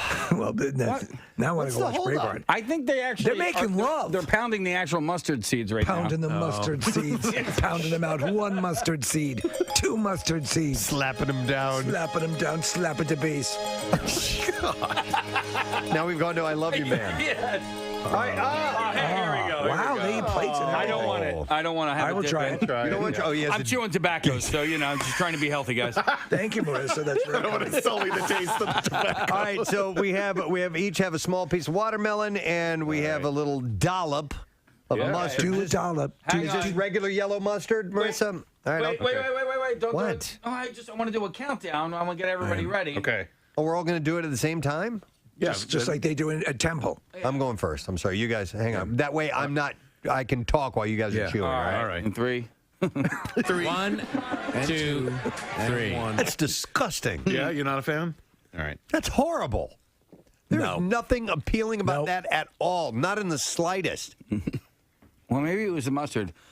Get different mustard. No. No? No. It doesn't belong on watermelon. Kathy? I do love mustard, though. I don't mind. And I it. love watermelon. I think it's two separate things that I like, I but agree. I don't have the reaction that you have that it was disgusting. I think it has to be marketed as 2 great tastes that are horrible together. There you go. Wait, didn't your son make you like a peanut butter and tuna fish sandwich once because he knew that you liked both? No, it was Gadzooks ice cream and shrimp. They were 2 of his favorite things, and he said they must taste great together. I let him learn that one on his own. Oh, my God. You know what? Okay, I'm going to bring this up because I don't know when I'll have another opportunity to do so, but Stevie sent me this. Fancy boy. You sent me this article about the best brownies in Philly. And it's essentially just a list, and it's huge. There's about 50 of them. It's way too big to go through. We are in the best of times when it comes to brownies in Philadelphia. Yeah, what I didn't know was how many places are known for their brownies. And there's a lot of them. So there's Cake Life Bake Shop, Second Daughter Baking Company, Franklin Fountain, Dolce, Crust Vegan Bakery, the Frosted Fox Cake Shop. What's that, Kath? What do you love? Franklin Fountain. Yeah, but you got to make sure you're either A, ready to wait in line, or B, get there at a time where there's not a line, because it's really popular. It's fantastic. It's so good. You guys ever been? It's right on. I have not, no. It's on Market, and it's great. It's really Is it a bakery? It's like an ice cream shop, like an old-timey ice cream shop. Yeah, and so you go in and they have really good ice cream and really good dessert treats. So it's worth it. It's just not cheap, and you got to wait. Nick, a friend of mine did her wedding pictures there. Oh, yeah, I could see that. Yeah, it was cute. It's a cool spot. All right. Cookie or brownie? Cookie. Ooh. Man. I used to be brownie, but I feel like now I would do a cookie. Okay. I'd do a cookie. If I saw them sitting out, I would go for a brownie anytime. Yeah? Really? Yeah. I think I might go brownie. Wow. Okay. Because I do the chocolate chip cookie is my favorite. However, a well-made brownie. Also there's a company that actually of the companies that do mail order brownies. Fairy Tale Brownies is a great company. If you've ever used them, they have their top level brownies. But yeah, that's neck and neck. Brownies are sensational. Brownie or cupcake? Brownie. Yeah, I'd go with brownie. For your cupcake? Cupcake. Okay. The thing with the brownies, though, I feel like, and I don't know if it's like as I age, my sense of taste gets even more sensitive. I don't know. But like, I feel like if it's not super well made, I can taste like the mix. Really? Instead of, See, after you get a hysterectomy, that goes away. Stop. I hate you. I remember seeing the history of brownies and why they were created. And it was, I forgot the name of the place, but it was so that people could, I think, take them to the beach or something like that. Seriously? And so the brownie has a thicker consistency than a piece of cake. Like the cake would be too crumbly and fall apart. It's more cohesive. And yeah, so there's a little more goo to it, in case if you want to have some of that. Goo. It's I need that sound clip from Billy Madison. Yeah, when he notices a kid peed his pants. The thing about a brownie for me is that the cookie is a little more pedestrian, right? Like a cookie is sort of an everyday dessert, whereas the brownie All is right, fancy boy. Right? Yeah, I feel like a little bit of a fancy boy. You're too good for Like it's Philly. special? A fancy Nancy, if you will. When a brownie shows up, I'm like, look at that little treat. Look at Nick with his little waistcoat. Thank you. No, I understand that. I think though that they're easy to make. Brownies, right? Brownies are easy to make. Brownies are super easy to make. They're just as easy as cookies. I'm standing firm on this. Cookies are far superior than brownies. Far superior. Oh, and there's a reason why there's more of them, and it's more because they're better. They're just better. And it's not to say that brownies aren't good. They're good. They're just not as good as cookies. I think they need more of them to make up for the fact that they're not as good as brownies. They say, hey, we have diluted the market with this product, and we're going to try to catch up to the brownie people. I think the tough part about, and the reason there are more cookies is because, and if you're talking like when you go to the grocery store, cookies are more rigid. They're easier to package. You can put more of them together. Yes. Brownies can kind of, there's a shelf life on them. Some cookies can last for a while. Brownies don't have that luxury. No. And even if you do the brownie bites, which I think are sensational, brownie bites do have that preservative taste to them. Let me ask you a question. Why do brownies have to be as thick as they are? You can kind of cut them in half first, right? Before you cut them into their little squares and stuff like that, you could essentially cut the tops and the bottoms like a piece of brownie cake. Yeah. You can do whatever you want with your damn brownie. Yeah. I don't know. Make thinner brownies. Yeah. At your home when you make them. Yeah, our brownies are usually pretty thin anyway. Yeah, okay. You okay? You all right? I'm fine. Everything good? You guys, Steve. What? You cut me deep here, man. How did I cut you deep? Because you went with brownies over cookies, and I thought I knew he you. feels betrayed. I thought I knew. I love chocolate chip cookies, but if I have if there is listen, they're right neck and neck, but I do love a damn good brownie. But chocolate chip, they're it's like Godfather 1 or 2, Steve. Yeah, it changes from time. Goes from time to time. You lean one way or the other. All right. Goo! All right. There it is. Now he's got it. I got it. There's more goo in a brownie. All right. By the way, Steve, this list of brownie places, where did you? I was in the Inquirer. The Inquirer. Yeah. Okay. So the you can Inky. You can go on and find a list of great brownies, if you will, if you check the Inquirer's website. All right. What? Okay. Oh, let me go to Mario. I was going to wrap up there. Hey, Mario. Good morning. Oh, he put on his glasses. He can't see without. Exactly. What's up, dude? Casey wanted me to talk to you. Hey, I really appreciate it. Hey, cookies are way far superior than brownies. You can eat so many more of them. There's different kinds of textures. There's only so many things you can put in a brownie.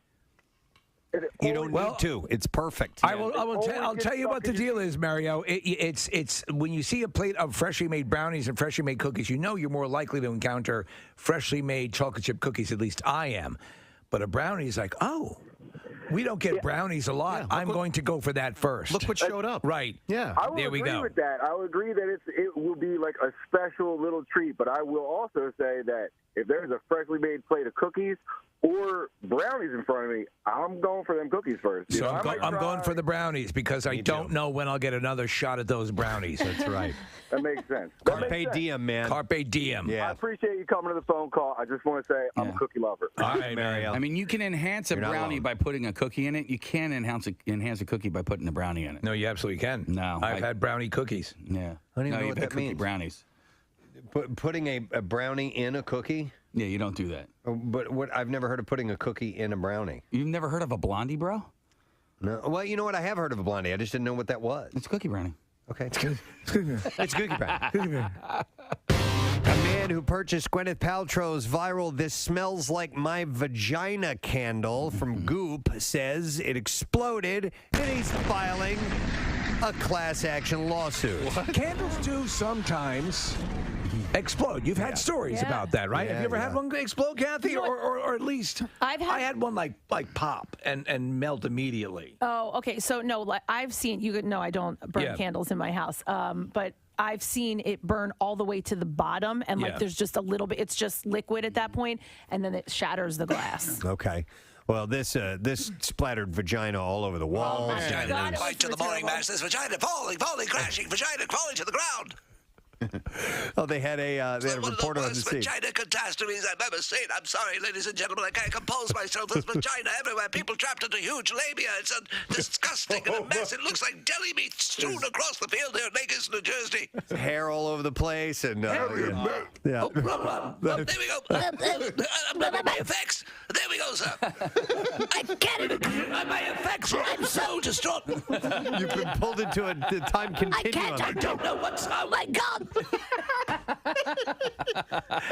Wouldn't it be great if field reporters did have a battery of effects? Yeah, we should encourage that. Sad time here out on the street. Yeah. So according to legal documents obtained by the site, And the vagina's not quite to the mooring mast. Oh my God! It exploded! It's burning! It's crashing, falling to the ground, falling! People jumping out! They're actually climbing down pubic hair to get down to the ground! How big is this? this is the largest one in the world at that time. Yeah. And the majestic vagina coming over the New York skyline. Uh-oh. Oh my God! It's burst into flames. Oh my God! It burst into flames! Huge vagina on fire! Over Lake Jersey, falling, crashing to the ground! People jumping out, hanging off the pubic hair! Somebody is jumping! Oh, fortunately, a piece of the labia is falling down and slipping as the mat as people jump down! They're falling onto the mat! There's one large rope hanging out of it, actually. Yeah. So thankfully, a matted pubic hair is slipping as a rope ladder for those trying to escape the fire! Oh my God! All right, so Colby Watson says he purchased the 10.5 ounce vagina candle online in January. He claims he lit the candle for the first. Is it possible that he lit the wrong side? That he lit the butt side? I don't know. The first time, turn it around. Oh yeah, It's a little joke, right? Yeah, well, the methane is back there. He claims he lit the candle for the first time the next month. All right, so I've seen a new ad on social media for this erectile dysfunction. The one that delivers to your home? It's like it's you put it on your unit. No. Have you seen this thing? What are you taping a pencil to your dong? No, dude, not a pencil. It looks like almost like this horseshoe-shaped thing that comes almost to a close at the end. I have not really watched the commercial, but it appears to be like a C-ring that you put on. When you said that, that's what I was thinking. Right? Yeah. So that the way strippers at like Chippendales will puff themselves up with and then tie it off essentially. Yeah. So I think that's what this is. If I'm Wilford Brimley for the Wilford Brimley C-ring. No matter what size the good Lord gave you, the C-ring is adaptable. If you order right now, we'll throw in a bamboo steamer. If anyone has seen this and has watched the ad and wants to comment or bring me up to speed on that, please give us a call, 215-263-WMMR, because... Did you hear that Jerry died? I'm so sorry. What happened? He was trying some sort of new C-ring and he hemorrhaged. Nick is pulling up. Is this it? No, that's not it. No. That looks like one of those things you throw against a wall and crawls down. What do they call those things? The creepy crawlies? Wall crawl? It's got little... Wally crawlies? It's Steve, it looks like it's got Is that a C-ring for French that? ticklers on it. In case you're banging against the wall? No, it was really weird. I don't doubt it. And I've seen a lot of... Why are you targeting me with this? Why is this advertising heading to me? What's that all about? Well, it's like when your mail from the local funeral parlors and cemeteries is addressed to you by name. Here it is, Nick. Eddie? Eddie. ED has become Eddie. I get it. Meet Eddie, the wearable device aiming to optimize, your situation. So see what I mean? That it's shaped kind of like a horseshoe? Yeah. And I guess I'd like to play horseshoes with that. I guess you're supposed to get yourself excited and then strap that thing on. I have no idea. So you're tying off so that you're... That's what it seems like to me, Steve. That's what a C-ring's purpose is. Does it... It's not to get engaged. Here you go. I'll read the information. Eddie is the first of its kind wearable FDA Class II erectile dysfunction device. Manufacturer Giddy maintains that its unique ergonomic design improves upon current devices by working with the natural physiology of a unit where... it's so funny. You have to paraphrase. It's so funny I can't say erection. Yeah. Where rings and constriction devices can actually work against it. I swear by it, says B. Arthur. It says here, Chloe Kent takes a closer look at how Eddie works and asks if it's truly an improvement upon the market's current state of affairs. Preston, $298 for a 2-pack on Amazon. What? Seriously? No. Look, $298 for a 2-pack. 2-pack. Medicals. Maybe they should get into it. How do they charge you so much? Eddie by Giddy. Yeah. Device for dysfunction proven effective. No pills, comfortable design, medical grade construction. Well, you need that. All right. Is it, all right, hang on. You have to nail it on. Well, no. Is it a one-time use only, or That's what I don't know. No. It's $298. There's no way, dude. Does it say washable anywhere? That has to be if you've multiple use. That's the kind of thing you can go halvesies on, Nick. From the Red Hot Chili Peppers, please welcome Mr. Chad Smith. Yeah. To the show. Good morning, Chad. There we go. Yeah, just people in there just hired just to clap loudly. That's what I do. That's it. Yeah. That's us. Yeah. Gotta have that's my clappers, man. gig. Yep. How do I get that gig? Hey, Chad, I wanted to ask you, man. So Stone Harbor is where this is going to be. There have been sightings of you at the Jersey Shore before. No? What do you mean no? I've never been to the Jersey. Tell me about the sightings. This sounds good. Are you serious? We have heard there's somebody that looks like It you, has to be. that people have sworn up and down that Chad Smith haunts. Well, we all know who that is now, don't we? Will Ferrell out there? Some other dude. Wanted to say hi to someone. Yeah, I was down in Delaware and I met a whole bunch of guys that listen to the show. It's at a car dealership called New Car Mazda. Hi. And I forgot to write everyone's name down, but I think it was like Steve and Ryan. I think Jay. throw out all these Steve, Ryan, male Jay, names. Jimmy, Jeff, I went on their website. Harlan, Tito, I went Randy. on the website and I was looking up the staff. So those were some of the guys I remember. So And what was the name of the place? New Car Mazda in Delaware. Very nice. You buying a new car or something? Well, I am, but that wasn't related. Well, you said you were at a Mazda place, right? I met these guys. You want to come back to our Were you car at an dealership? appearance? Were you at a car I was lot? in Delaware, and I met some people, and that's where they work. And they said that they listened wasn't to at a while they're dealer. She was just There in we a go. general Delaware location. You want to come back to our car dealership? Yeah. She made it sound like she was at the place. It sounded like you were at the Apologies. dealership. So, all right. Anyhow. She's looking for like a Humvee. All right, let's do the B-File.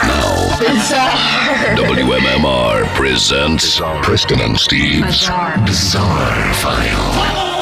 Brought to you this morning by the MMR Rock Shop. What? Okay. They're spending money here. WMMR and the Preston and Steve logo winter hats. Another cool item in the MMR Rock Shop. You can pick one up today for you or as a gift. WMMR.com and use the keyword shop. So I got this a number of times. Thank you to everyone who made me aware that a truck carrying about 100 monkeys was involved in a crash Friday in Pennsylvania. State police said as authorities searched for at least 3 of the monkeys that appeared to have escaped the vehicle. You little monkey. The truck You're a little monkey, are you? carrying the animals crashed with a dump truck in the afternoon in Montour County. The truck had been on its way to a lab, and authorities have asked residents who might see the monkeys to call state police. Now, I haven't seen any follow-up on this yet, okay? Those 3 monkeys have been euthanized. Yeah, they were killed. And that monkey lab, I'm curious because that where that crash happened was right near where I went to college. Bucknell University has a monkey lab. And I was wondering if they were taking those monkeys to that lab. Did you think Outbreak the first second you heard this? I mean, Steve, I was up in that direction this weekend, and I kept looking for the monkeys all weekend long. Sure. Hey, it's the monkeys. Does anybody see a monkey? Wow. An investigation has begun after claims that the body of a dead man was taken to an Irish post office in an attempt to claim his pension. Reports suggest a deceased pensioner was, quote, propped up by 2 men as his body was carried into the building in County Carlow. Weekend at O'Burney's, Preston. There you go. It said that the 2 men dropped the body and fled when staff questioned them. Is this man dead? The Irish police are investigating the circumstances surrounding the unexplained death of an elderly male. He just likes to kid around. The Irish Times said that it understood that the concerned staff member inquired about the well-being of a man being propped up when the group approached the post office counter. So you're telling me if I were to take this letter opener and plunge it into his rectum, he would react? The two men fled, dropping the body at the scene, and when the staff checked on the elderly man, they were shocked to discover that he was indeed dead. You have to admire the attempt. Yes. A man had called in to the post office and had asked to collect a pension on behalf of an elderly man. That request was refused as staff told him the pensioner had to be present in order to release the money. A short time later, two men arrived back with a man aged in his 60s who collapsed in the post office. Detectives are now investigating if the man was already dead when he was brought into the post office, which I think they believe he was. Well, then can I ask you, what if he's already dead? It reported that a nearby house has been sealed off as a crime scene, so I'll wait to see if there's a follow-up on that one as well.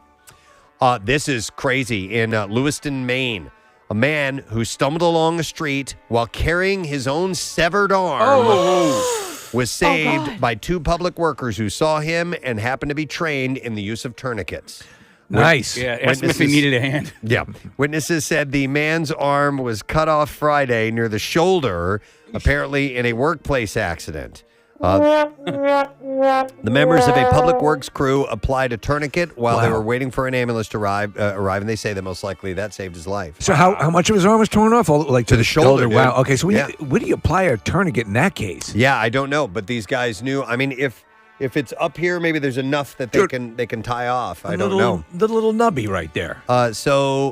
Apparently, investigators followed a trail of blood back to a business where several people said that the man had been operating a bandsaw at the time. The injured man, whose name was not released, was taken to a hospital. He was expected to survive. It was unclear whether surgeons were able to reattach his arm or not. Feels so stupid. I cut my arm off. You know. Yeah. It happens. Oh, my God. I am so stupid. Wow. An Irishman who refused to wear a COVID mask during a flight from Dublin to New York and exposed his naked rear end to a flight attendant. Look at my arse! Now faces up to 20 years in prison if convicted of assault. Shane McElnerney from Galloway was alleged to have caused a disturbance on a Delta Airlines flight on the 7th of January. The mask was just the beginning. Wait till you see my butthole. Yeah, right. He appeared before a judge in New York a week later and was charged with intentionally assaulting and intimidating a member of a flight crew. Does my ass intimidate you? The suspect, 'cause it's so gorgeous, repeatedly refused to wear a mask, threw a beverage can and hit a passenger in the head, and pulled down his pants and underwear and mooned a flight attendant and passengers. By any chance, Preston, was I inebriated? They didn't indicate in this story, but, maybe so. I would think so. McElnerney was headed to Florida to take up a job at a football academy. He was He's released like a reverse Ted Lasso. on a $20,000 bail as he Deadass. awaits trial, by the way. Yeah. All right, and then one last story. This is a freak accident. The vicinity of a single building in downtown Yokohama, Japan, suddenly became a danger zone one afternoon when a bizarre chain reaction of falls left 4 people injured. The incident began when police received a call of a man in his 40s or 50s that had fallen from the rooftop of a 5-story building. In addition to the height, he also reportedly had fallen in a very narrow gap between the neighboring building. After the initial fall, a woman in her 40s looked out a window on the 3rd floor of the same building to see what happened. However, in doing so, she lost her balance and also fell out. And at the same time, another man was looking through a window on the 2nd floor right below her to see what had happened. The woman fell out of the 3rd floor window, hit the man in his head while he was looking through the 2nd floor window. She then hit another man who was standing on the ground. Oh, my God. That's a 3-fer. So 3 for there on top of the 4th guy who had already fallen. We cannot achieve much with so small penis. No, why would he say that? He must have been delirious from the collision. Miraculously, everyone is expected to survive and only receive minor injuries, except for the first fallen man who is being treated for bone fractures. Since everyone is conscious and in stable condition, police are currently trying to unravel how all this happened from their testimony. Wow. Yeah, right? Don't hear that often. I still have loads of other outrageous stories. The weekend was rife with them, like I said earlier. So make sure that you stick with us for another run at the B-File later on this morning. We're going to take a break. We'll be back just a second or two. Make sure you hang close on this Monday morning. Really good-looking guys out there. I have not been to the infamous Jersey Shore. This is my virgin experience. So, yeah, what should I expect? Well, it's beautiful. Stone Harbor's a gorgeous area, first of all, that you're going to be in. And it's just, you're going to be down there for Memorial Day weekend. So, in fact, that part of the state actually weighs more than any other part of the state this time of year because everybody's going to be flooding down that way. But it's just people dying to get out and enjoy summertime. So that's the kind of vibe you're going to be digging on. Beginning of summer. And what a summer to start beginning, right? Yeah. Well, you're also dealing with the fact that restrictions are getting relaxed, and people are, as the vaccinations are going out and things are becoming more normal. I think you're going to get a very exuberant response from your art collection. And how is this? How long has this been a thing for you? Because obviously you have the artistic outlet of the music, but a lot of times, people like to dabble in other stuff. How long has this part of your life existed? Well, I would say I've been doing this particular thing about 5 years now. And this company called Scene 4 in Los Angeles approached me, and it was really their kind of idea saying, look, here's how they presented it to me. We would like to put you in a dark room, completely dark, with these light-up fluorescent drumsticks of different color, and have you improvise a solo or do whatever you want on the drums, and we're going to photograph you at different angles with different shutter speeds. And people that know about photography, the shutter speeds, slower, faster, make things blurry, and all that kind of stuff. And then after that, you can change the color and you can manipulate it on different canvases and do all kinds of modern post-production stuff. And, how does that sound to you? And I was like, it sounds pretty cool. It sounds psychedelic, and it's a connection for me from music and drumming, which is obviously my passion and the first thing that I've been doing since I was a little kid. And so it made sense to me in that way. So, that's what we did. And that was about 5 years ago. And then I have a second collection. It was so much fun. I did it again. And this time, though, I started adding afterwards in post-production. I really wanted the power and the energy and explosiveness of how I was trying to portray the drumming to pop out on a flat surface, which is really the challenge, because music and drumming is so physical and obviously, it's a audio experience, but to try to get that, translate that onto a flat surface is something I was interested in. So I've been adding things to it to embellish it, to bring out those feelings that I want to convey on the canvas, and it's been a lot of fun, and I'm just going for it. There's no art police that's going to come and say, hey, you can't do that. That's against the rules. You're supposed to do, whatever. And so I'm not really concerned with that. I just, if it touches people emotionally or whatever sort of, reaction you can get from art, any kind of art, right? I'm down. So it's really, I'm using my drumsticks as brushes. And actually, there are brushes that people use on the drums, and the drums are my canvas, and I can express myself any way I want. That's wild. We've had a few other rock stars by here that have taken to artistic and oil paints and various mediums, and a couple of them actually have been drummers. We have Mickey Hart of the Dead, Rick Allen of Def Leppard as well. Do you guys? Is this a community, drummers who go into art? Like a drum circle, a paint circle, or an art circle, or whatever. Stuart Copeland does it. Bill Ward from Black Sabbath is a drummer from Journey. A lot of people. I don't know. Maybe it's a drumming thing. I know. I asked Mickey about it actually because I saw that he did it, and I asked, and he's with the same company that I did. And obviously, our thing is always very different, but just to get a feel for it and how the people were to work with and all that. And he was very positive about it. So, yeah, I don't. Yeah, I guess it's a thing. Who knows? You know what's interesting though is because you talk about that there's no art police, and I think as a musician, and this is your livelihood and so on and so forth, and albums and songs get critical reviews and so on and so forth. It's sort of liberating in a way to tie into an aspect of what you do and have that. And I don't give a rat's ass aspect to it, to just be purely something you feel at the moment, and no, I don't care how it's judged. This is what I want. If you make art and you're worried about what other people think and you're making it for someone else than yourself, I mean, it sounds selfish, but you really, you have to be okay. You have to love it, and you don't always love everything you do, but you have to do it for yourself and come from the heart, and that's authentic. Yeah. And if you're making it for other people or what other people think, music, film, photography, whatever it is, art, then you're already out in a different place, and that's not where I'm coming from. So no, I mean, do I want people to like it? Sure. Do I want some people to hate it? Yes. I want action. I don't want right. You don't want that as an artist. You want people to love it, or they at least for me, I want a reaction.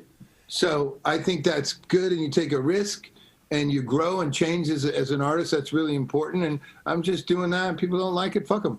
I have to dump out on the F-bomb. But listen, Chad, I have a question about that and the difference between creating music and creating this as tangible art that you can hold and touch and really take in. Now, if you create something, a piece of music, it goes out into the world, people purchase it.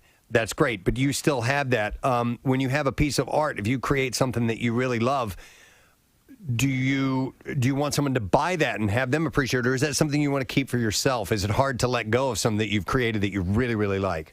Yeah, that's a good point. And also I can use the music analogy. It's like you make your songs in your garage or wherever you're at, and you write these songs, and with our situation, there's 4 people in a room, and you come up with something, and if it's really great, it touches people and people connect to it, and then it's theirs. You know what I mean? It's really no longer yours. Once you put it out into the world, it's for everybody.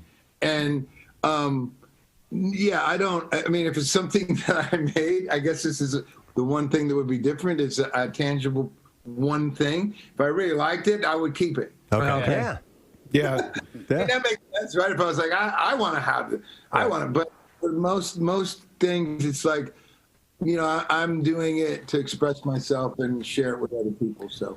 Yeah, Chad, my girlfriend's a painter, and occasionally she'll paint something and keep it for herself. Who are you? I'm on the show as well. My name's Nick. Nice to meet you. And listen, the GIMP, did they keep you in the club? That's right. Well, today they let me take the leather mask off, but normally I'm in the closet. But she's an artist, and she's a painter, and she loves to occasionally keep a painting for herself. But listen, the reason I wanted to bring a chat just for a second is I don't want to alarm you, but we're Zooming with you. There's a window behind you, and I just saw somebody wandering behind you. I don't know if you know who that is, or if there's just there. See him? Yeah. There's somebody out your window. Yeah. There's somebody right outside your window right now. That's my son Dashiell. He's like loves horror movies and creepy dolls. He's on his bike right now. Okay. You guys are talking about you. Oh, yeah. That's funny. Yeah, if he's a horror guy, we can have a conversation. He's quite a character. Chad, I've got to ask you, one of my favorite places in our country is somewhere I've been visiting since I was a kid, Montauk, New York. And I was there a couple years ago.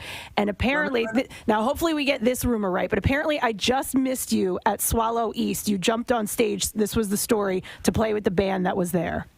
Probably, yeah, that sounds about right. I'm in Montauk right now. Oh, you are? Yeah. Oh, yeah. I love it there. Yeah, it's great. Dashiell, they're just talking about how creepy you are behind you. He's going to put his son on with us. Let's say the side of Dashiell. Hey! What's up, dude?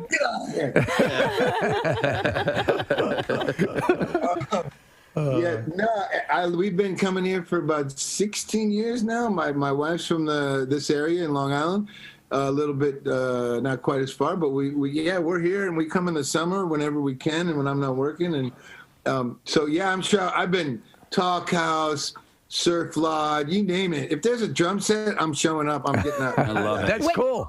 Do you go to Lynn's Hula Hut, the little hut in the parking lot? If you haven't, you have to go there. I'm taking any gigs. I'm in the Hula Hut in Montauk. Yeah. So does that mean will you go back there instead of staying in Stone Harbor over the weekend, or are you? I'm just coming in. Actually, I'm doing. There's thing at the World Trade Center at the Oculus where you walk through it. That's right. And I have a thing there on Friday, and it's running through the weekend. But I have to go down for Friday. Look over your right shoulder. Really trippy. It's like 2 football fields long, giant disco scenes, and my art and a bunch of other people. Chad, turn around. Turn around. Yeah, I just ran away. Listen, he was up on the windowsill. Don't encourage him.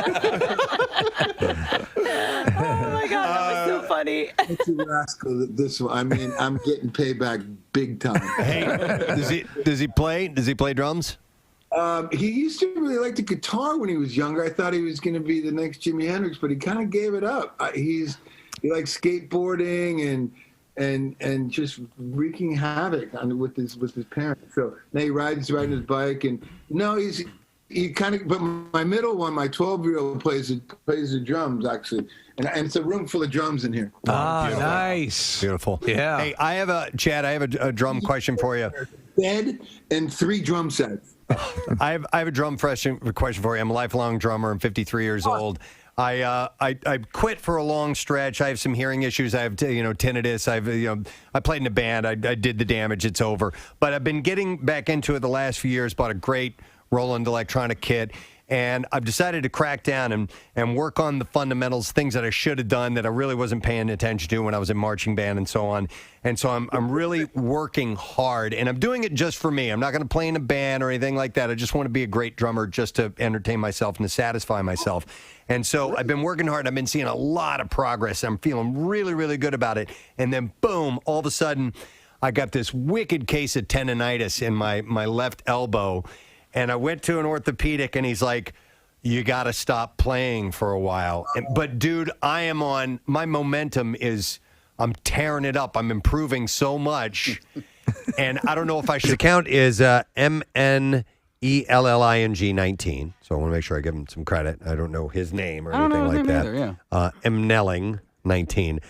But he posed a question on where you stand in Wawa when you're waiting for your food, when you're waiting for your order. Right. And offers up these potential places of where one might be. And he nailed it. Spot on. Exactly. Do we have a clip of this? Or Yeah, no, we do. You want to hear a little bit of that? Yeah. Okay, hang on a second. Behind me is the $1 million question. Where do you stand while waiting for your order at Wawa? Number 1, blocking the chips. Now, these chips that they're talking about are usually like Utz's. Now, Utz's chips are gas. If you've never had them, they're fire. The honey barbecue are awesome.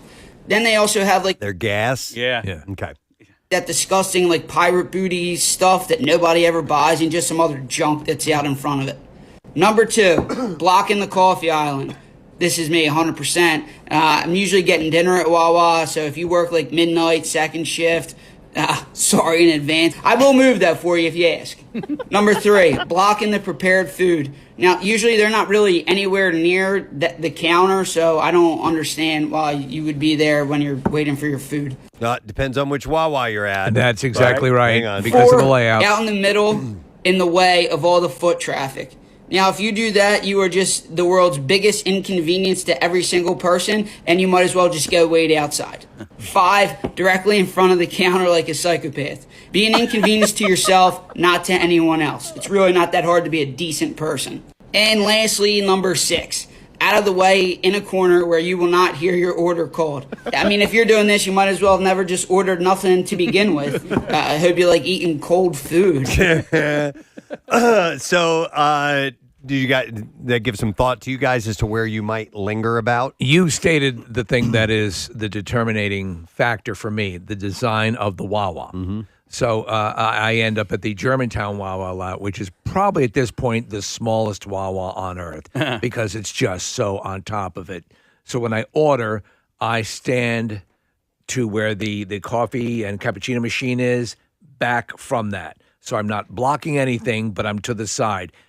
And so that's my hang. I'm not blocking coffee. Yeah. I'm not blocking anybody, but I can still hear my order once they yell it out.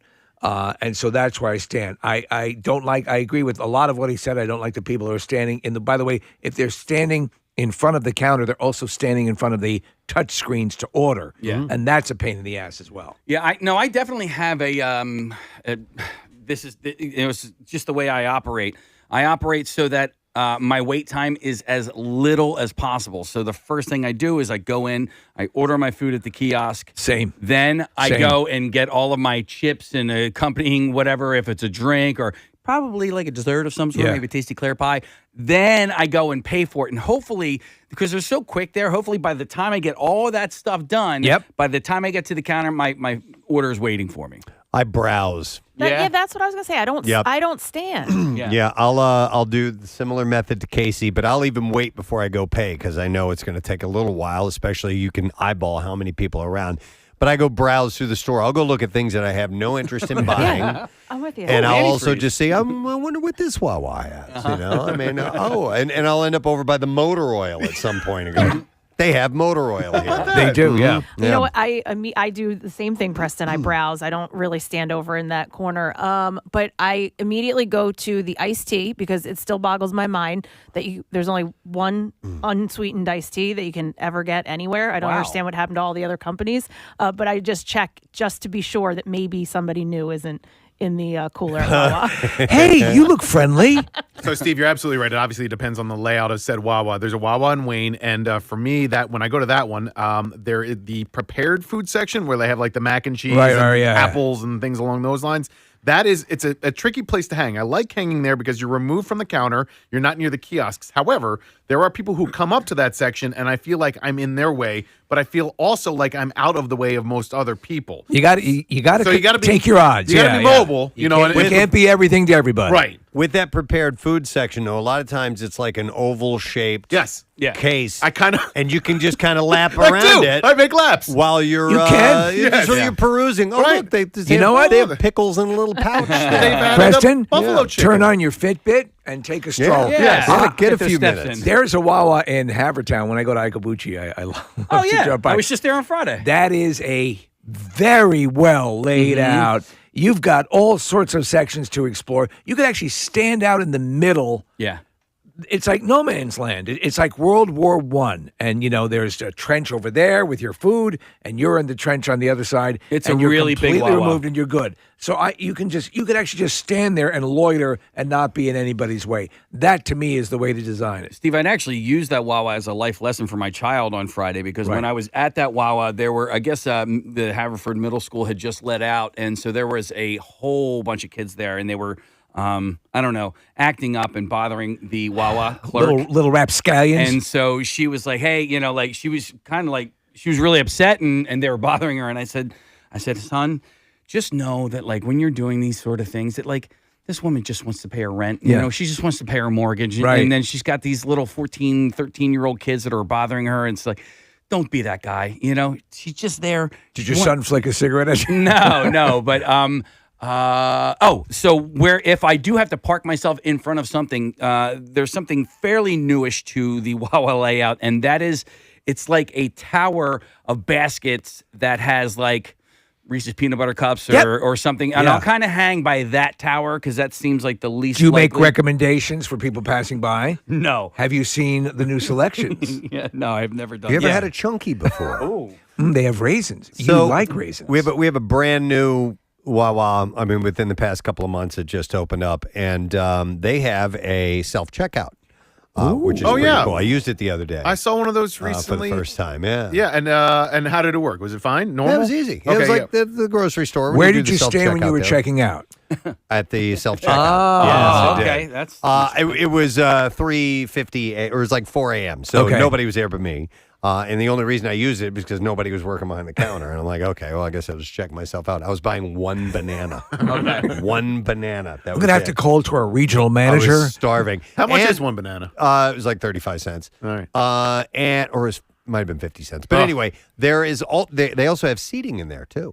In the Okay. new Wawa. In this new Wawa. Inside. So, Yeah. Preston, have you ever Which been is to the one that I'm talking about? The one that I go to on Germantown Avenue? It is a very small Wawa. No, but this is the music is playing. You come when in? When you come in, yeah. Right this way, sir. Yeah. Will you be sitting next to the baskets of chunky bars? The one at the bottom of the Platte Bridge, the brand new one where the junkyard used to be. I've wanted to go in there so badly, Well- but it is so packed. Steve, bring your tux because Okay. it is just as fancy as this one, and it's got a lot of seating. It's got a very nice parking lot. Yeah. Some Wawas, and I love Wawa to death. Some Wawas parking lots leave a little bit to be desired. This one's great, and they sell booze. Are there charging stations in the back? Yes, I thought I saw yes, them. There are. Yes. Yep. Nick Murphy says yes, and he drives an electric car. So yeah, I thought so. Could that be the fanciest Wawa there is? I Is think that the so. one we speak Right of? this way, sir. outside they of sell, Florida. They sell booze at our Wawa, too. Will that so. be a shorty for you, sir? The one in Clearwater, I think, is the fanciest one I've ever been in. When we would drive to like Phil's games, spring training in the morning. indoor and outdoor seating. Yeah, and palm trees and whatnot. Spa service. This might be a conversation here. The types of people you see at Wawa, not meaning social makeup or anything like that, but the ones that have certain habits, like this one. I got this text that came in that says, can we talk about the people who grocery shop at Wawa and leave everything they're buying at the counter by the register, little by little, inconveniencing the rest of us? I don't encounter that a lot. I've seen it. I've absolutely seen it. And there are baskets that you can grab if you do have to get now In the sometimes fancier Wawas. It might be hard to find one Right. sometimes, but yes, there are those people that they'll go and they'll grab a couple things, they'll set it on the counter, and they'll keep coming back and adding to it. That doesn't bother me though. I don't care. But it's just a thing. I mean, If it's blocking the space on the counter and it's starting to cover out, like an advancing glacier, then it could be a problem. My kids at Wawa, Preston, it's kind of like your family at the drive-thru at McDonald's. It's like they've never been there before and they don't know what Wawa has to offer. Come on. And I have to give them, I'm like, listen, man, here's the deal. We're going in there, order what you got. I'm going to be at the counter, and if you are not at the register by the time I'm paying, I'm like, You're SOL. You're not getting what you want. Yeah. I know miles ahead of time what I'm getting and the method of which I'm going to go through to get that. The great thing about the Wawas in general, too, is that they seldom change the placement of the stuff within the Wawa. Like, it's usually where you're used to having it. Sometimes when a supermarket does this shift around, you're like, what is going on here? Right. You find a sense of comfort with your Wawa, especially your Wawa that you go to the most. What would we find in there that you don't that you wouldn't realize is in there? Like I said, motor oil. There is a small section where you can find stuff like that. Rat I traps. never take a look. I never ask for anything behind the counter. I'm not a smoker. But I think, don't they keep like batteries, or do they even sell batteries? They do. But they're behind They the do. counter. I don't think they do. I thought. Well, so they 7-Eleven did. does. They did, and then they put them behind the counter because they're expensive and people could lift them. True. Take them, and I have the Wawa app. Let me see if I can order batteries through the Wawa. Yeah. app. Okay, yeah. And you have to pick whether you want them hot or cold. I do. I love the Wawa app. The Wawa app and the It's Dunkin' great. app. They're both really, really convenient.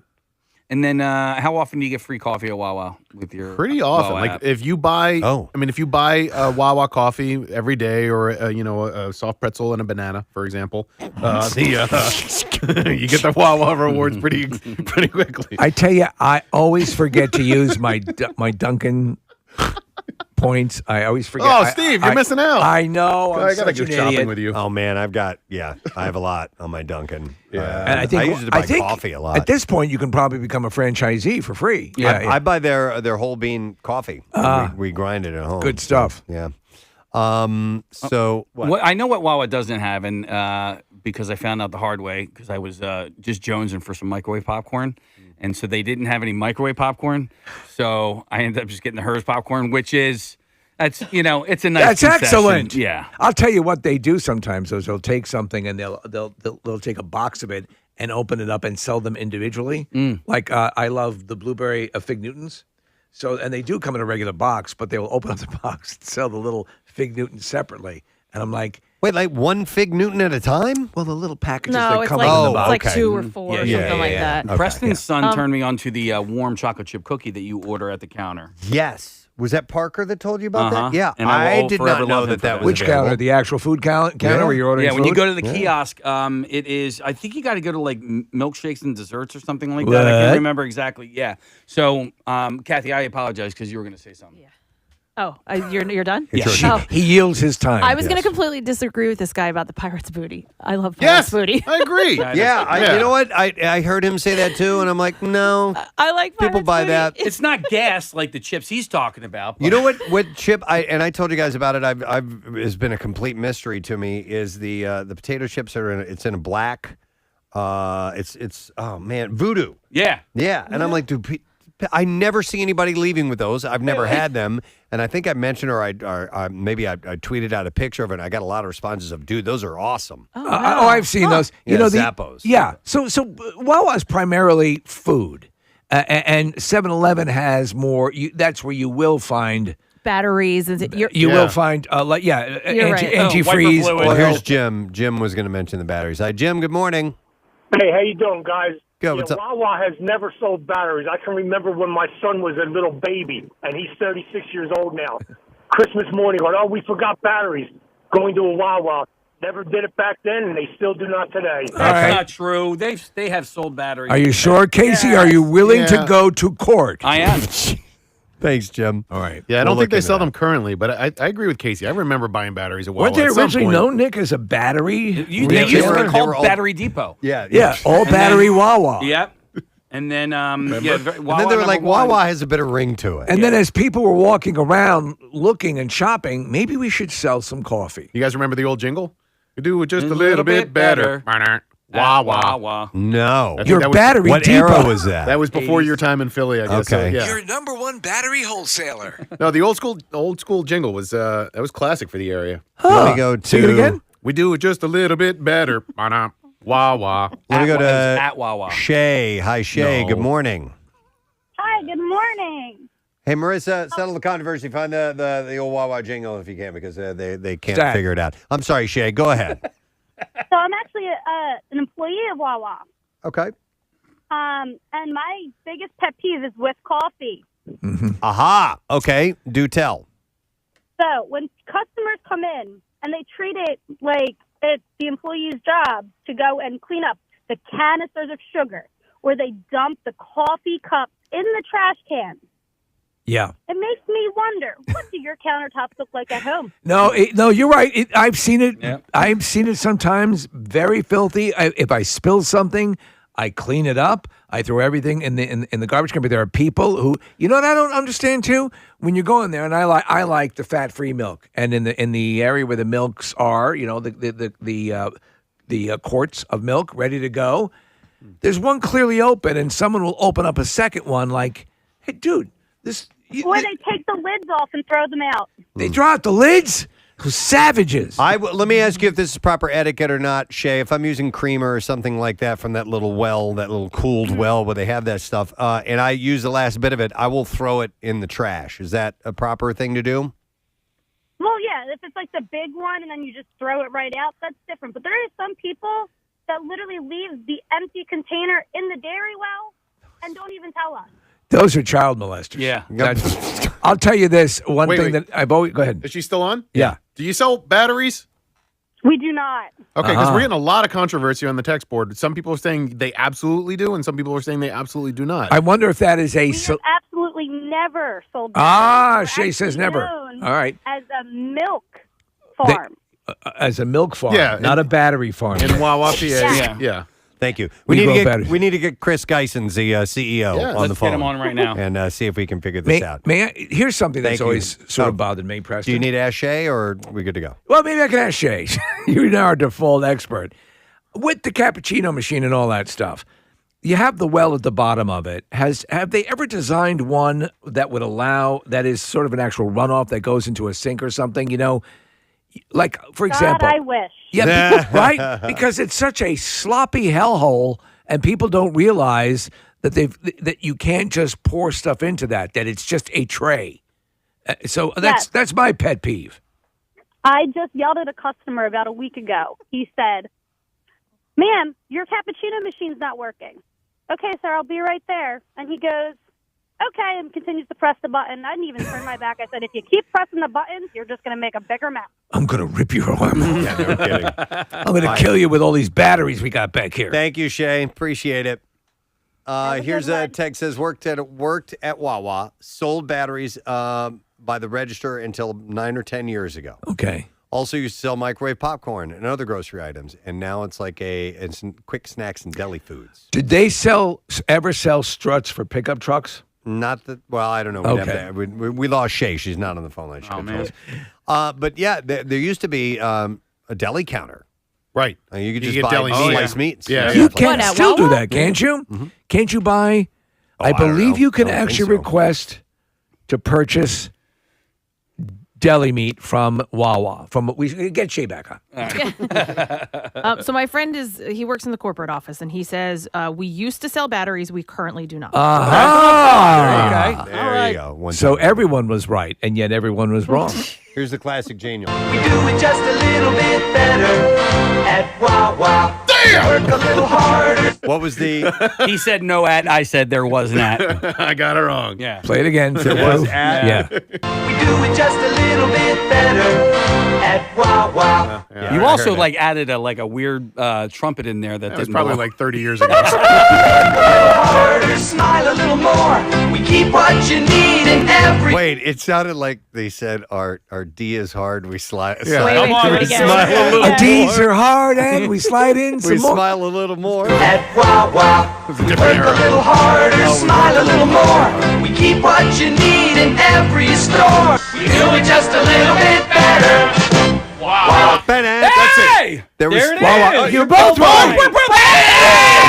So listen, there's a horn kick. Okay. And there's no at in the final Wawa. It's more of a stab. So You're both right. You guys need to hug Come it on. out. Come Hug on. it out. This is beautiful. Hug it This out. is beautiful.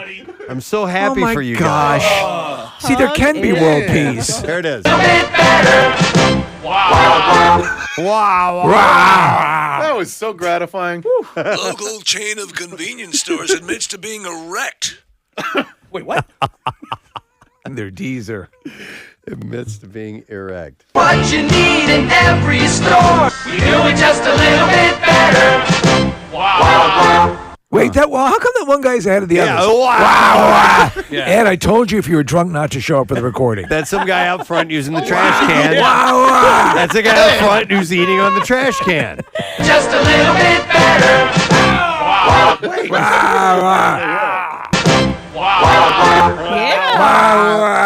No, you idiots. 3, 2, 1.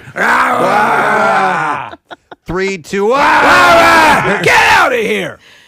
Do you guys want a little more insight on the batteries at Wawa? Yeah. Okay, so apparently a lot of the employees think that they should sell batteries. However, their numbers show that they don't sell well. The only time they sold well was during Christmas. Of course. Sure. Well, maybe it would behoove them to have a temporary like that the basket rack. You know that.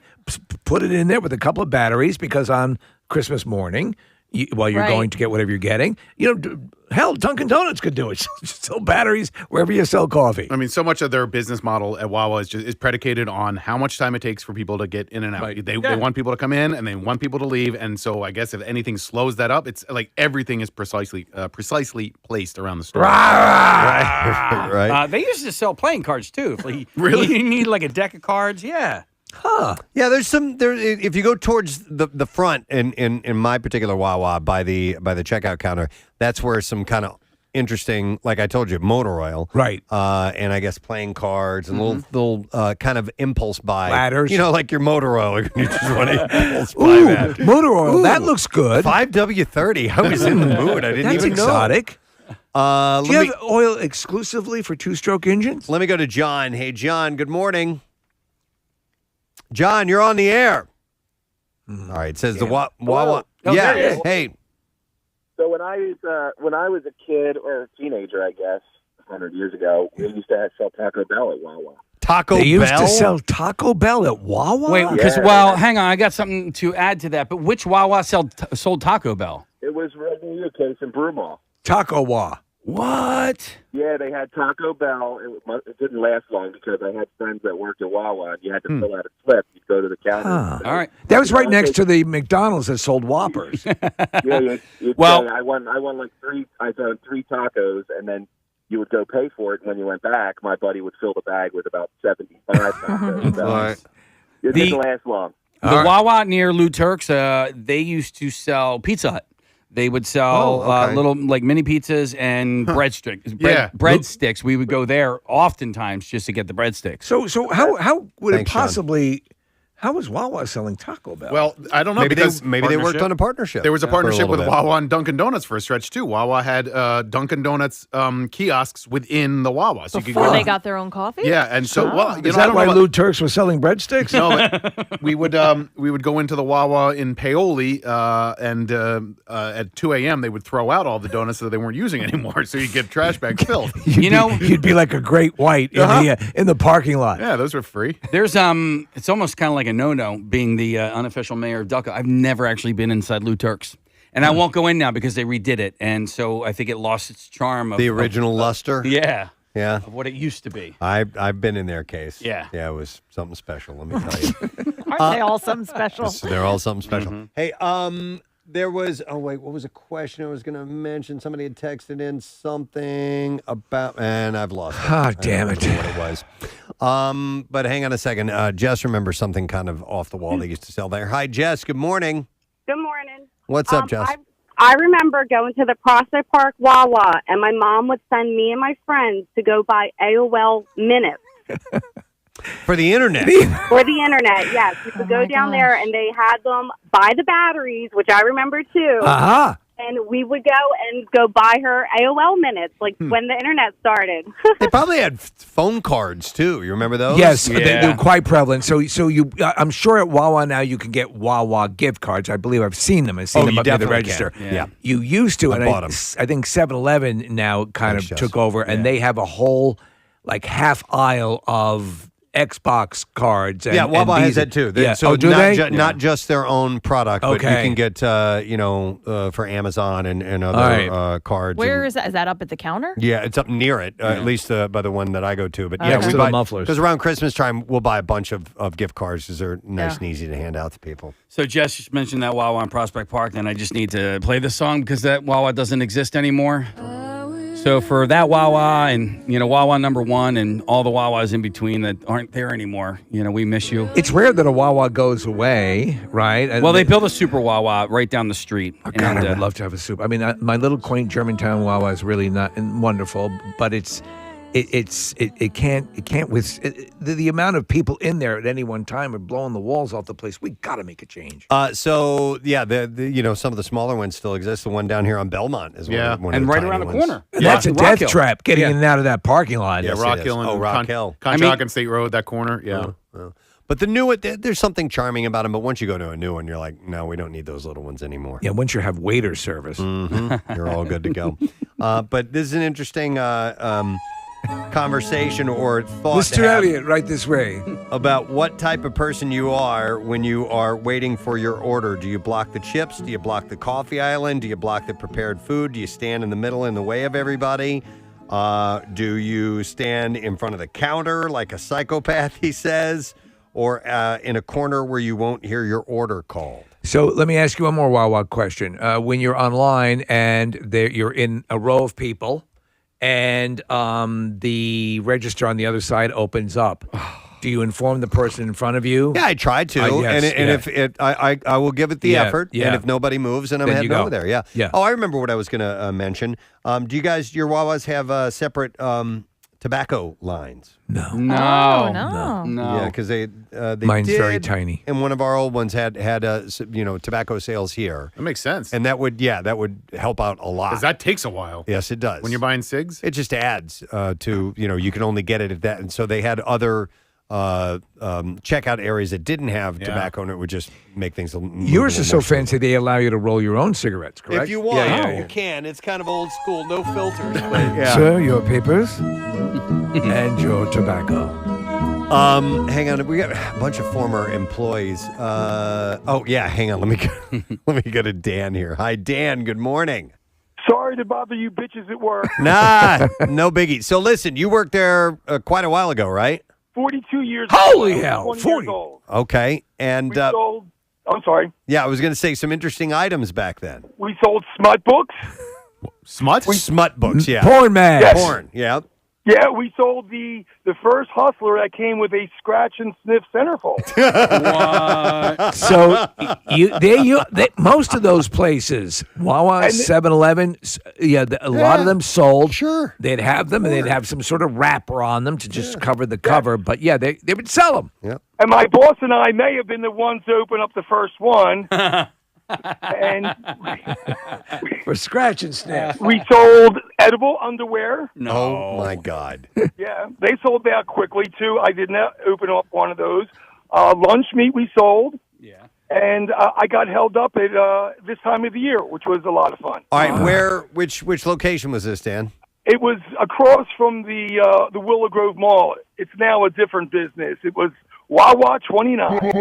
Wow. Wawa 29. All right. 29. All Nice. right, thank you. All right, thanks, Dan. Didn't know about the edible underwear. And smut mags. And smut magazines. Wow, interesting. All right, interesting discussion. But thanks for your calls. We appreciate it. Let us take a break and come back in just a moment or two because we got some other things that we need to get to. Hang in there. We'll tell you about the New Word of the Week prize in case you haven't heard about that yet. When we come back and more, stay put. We'll be right back. Listen to the doctor, or I should follow my heart and keep on practicing hard, you know? Man, is it have anything to do with the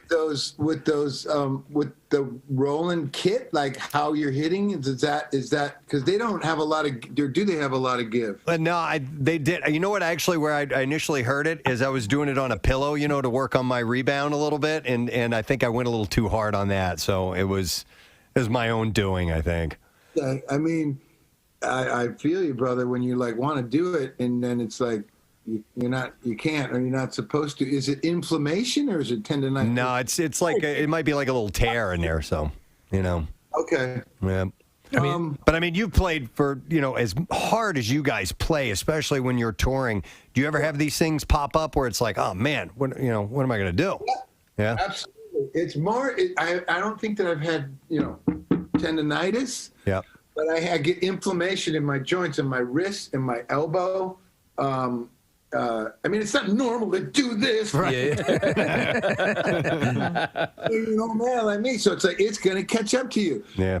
So you really, it's a funny thing. I tell people it's like it's no longer like, you party all night and get all wasted and whatever till 4 a.m, sleep for 2 hours, get up. It's literally now it's what you got to do to take care of yourself so you can be healthy to perform at the level that you want to. Right. So it's a whole different thing. It's really like taking care of yourself, eating right, getting enough sleep. Sounds so boring. But yeah, it's inflammation is the thing that gets me. Okay. And so I have to when after we play, if anything hurts or not, I just ice. Yeah. I ice my wrists. It's mainly my wrists that tend to get, sticky, as I like to call it. And that really helps. But tendonitis, man, that's Yeah. I should probably listen to the doctor. I don't know. I'll work it out later. But speaking of the music, I did hear a whisper recently that you and the Red Hot Chili Peppers are starting to get ideas together for a new record. Any truth to that? There's truth to that. Yes, you heard correct. We're making a record, and we're almost done with it. Wow. And then when it's the pandemic thing is no concerts, so we just wrote music and recorded a bunch of songs, and we're gonna put a record out when it's done and baked like a nice cake. Yeah. And we'll go play some shows. We're gonna play next year though. We decided to wait. I want it to be fun and safe, and as you were talking about, as normal as possible for everybody, and have the experience not only performing but going to the show. So I know there's some shows popping up now, but we're gonna wait until next year, like a lot of people, and come out How do you guys? How do you guys keep it so fresh and continue to put out like good new music that doesn't sound like the album before or the album before or the album before? You guys have a knack to really just continue to produce great new music. Wow. You're very smart, not only handsome, powerful. Powerful? Anyway, yeah, thank you. Well, we love it. And so, Guy, and as I was just alluding to before, I think that you have to keep changing and growing and challenging yourself as an artist. It's just, why keep doing the same thing over and over? Or some people, that's kind of all they can do, so they do that, and okay. But we're pretty good, as humbly as I can say. We like all kinds of different music, and we want to not do what we did. It's going to sound like the Red Hot Chili Peppers, but we have a distinct, something I'm very proud of. We have an identifiable sound to our band. And, Anthony has a very, recognizable voice, and we play the way we do. And you put four of us together, and we can kind of do anything. So we're so fortunate that way. That opens up the palette of like fast, slow, hard, funk, rock, blah, blah, blah, all those stupid categories. We just make music that we like. And hopefully you make some good ones. They're not all going to be great. But, hey, do it, man. Chad, I keep doing the same thing. That would be... I wanted to ask about the dynamic with your guitar players and Josh Klinghoffer and John Frusciante and the floating in and out of the two guys. Does that get weird at all, trying to make those decisions of who's going to be playing guitar on with the band now? And because you're talking about your livelihood, you're talking about a brotherhood and all that stuff. So how difficult is it to make those? And you're also talking about legalities and stuff, about contracts and things. So yeah, it is difficult. We don't interchange our band members like changing our underwear. It's like the chemistry of a group is so important, and that really to me separates all the great bands have amazing chemistry, and it doesn't mean every player has to be so proficient on their instrument, and it's just how people, it's a team, and it's a gang, and it's like how they mesh together. And we've been very fortunate to have great musicians in our band, great guitar players, other drummers before I joined, 30 whatever years ago, but like wonderful musicians. And you have to have that connection with that person for it to, gel together and make something that's special. And with John Frusciante, who's come back in our group, this is now the third time, we have that thing with him. And I don't know what it is, but we have it. Yeah, and yeah. When we get together, we make this thing that's special.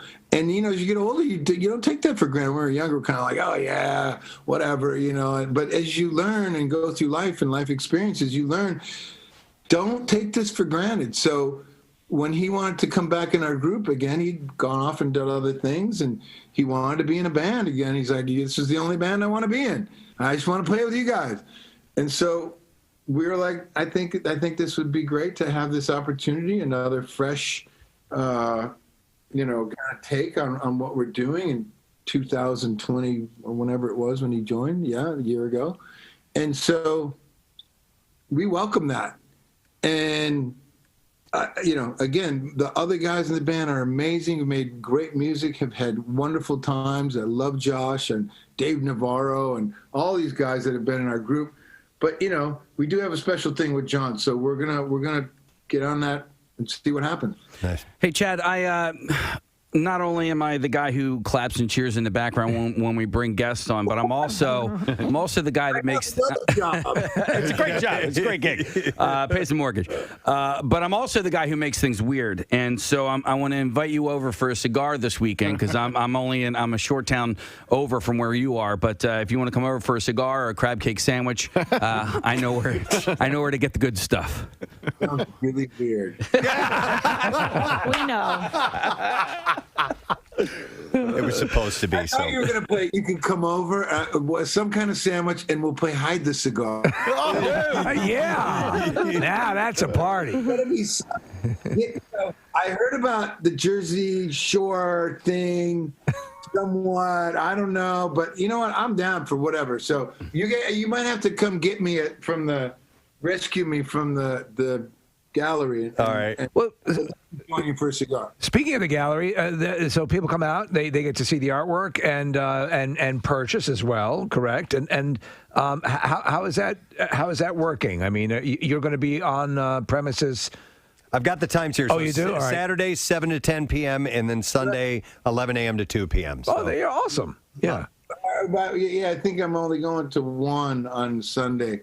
I don't want to drive 9 hours back to Memorial Day Sunday.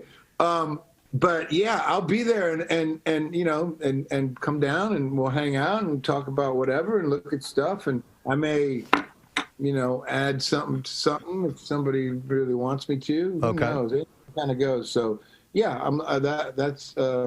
that'll be happening Saturday and Sunday. Exactly. Hey, do you know, just offhand, and I don't know if this is inappropriate to ask an artist, but what your artwork goes for money-wise, or is it millions? Yeah. Wow. You asked. No. I don't know. Okay. Price points in front of there's ones, there's a lot of different ones. Okay. So, yeah. But it's it's affordable. Let's just say everyone. art to suit every budget. I love it. Nice. Yeah, I think that. Yeah. All right. Well, Chad will be, just to reiterate, at the Stillwater shirt? Yes, he's wearing a Stillwater shirt. Yeah.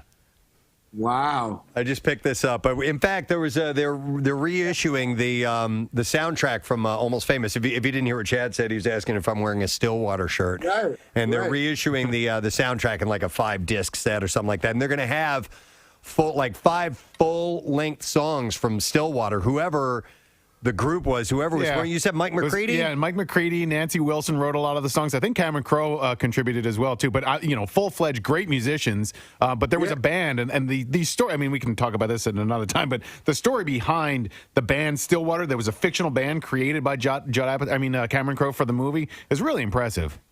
Yeah. Kind of like, what's his name, Willie Nelson's son. Lucas. Band. Yeah, Lucas, thank you. Yeah. Like, that was the band for that movie, for the Stars Born movie. With Bradley Cooper. Yeah, I didn't know that. They became buddies, and Bradley Cooper became a better musician because he worked with Lucas on that record. Yeah. Hey, just a quick question, because we have you talk about Almost Famous. What movie do you think most captures? Since you're an actual rock star, what movie do you think resonates and captures the spirit of being a rock star? The best. Down, no doubt. The movie This Is Spinal Tap. There we go. Nice. Come on. Yeah. The greatest films. I'm sorry. They nail it. Every scene. If you've been in a band at all, done any traveling at all, it's incredible. It holds up to this day. It does. Other movies, Almost Famous, all that stuff, but to me, Spinal Tap, hands down. Are you saying you've gotten lost backstage trying to find your way to the stage before? Of course.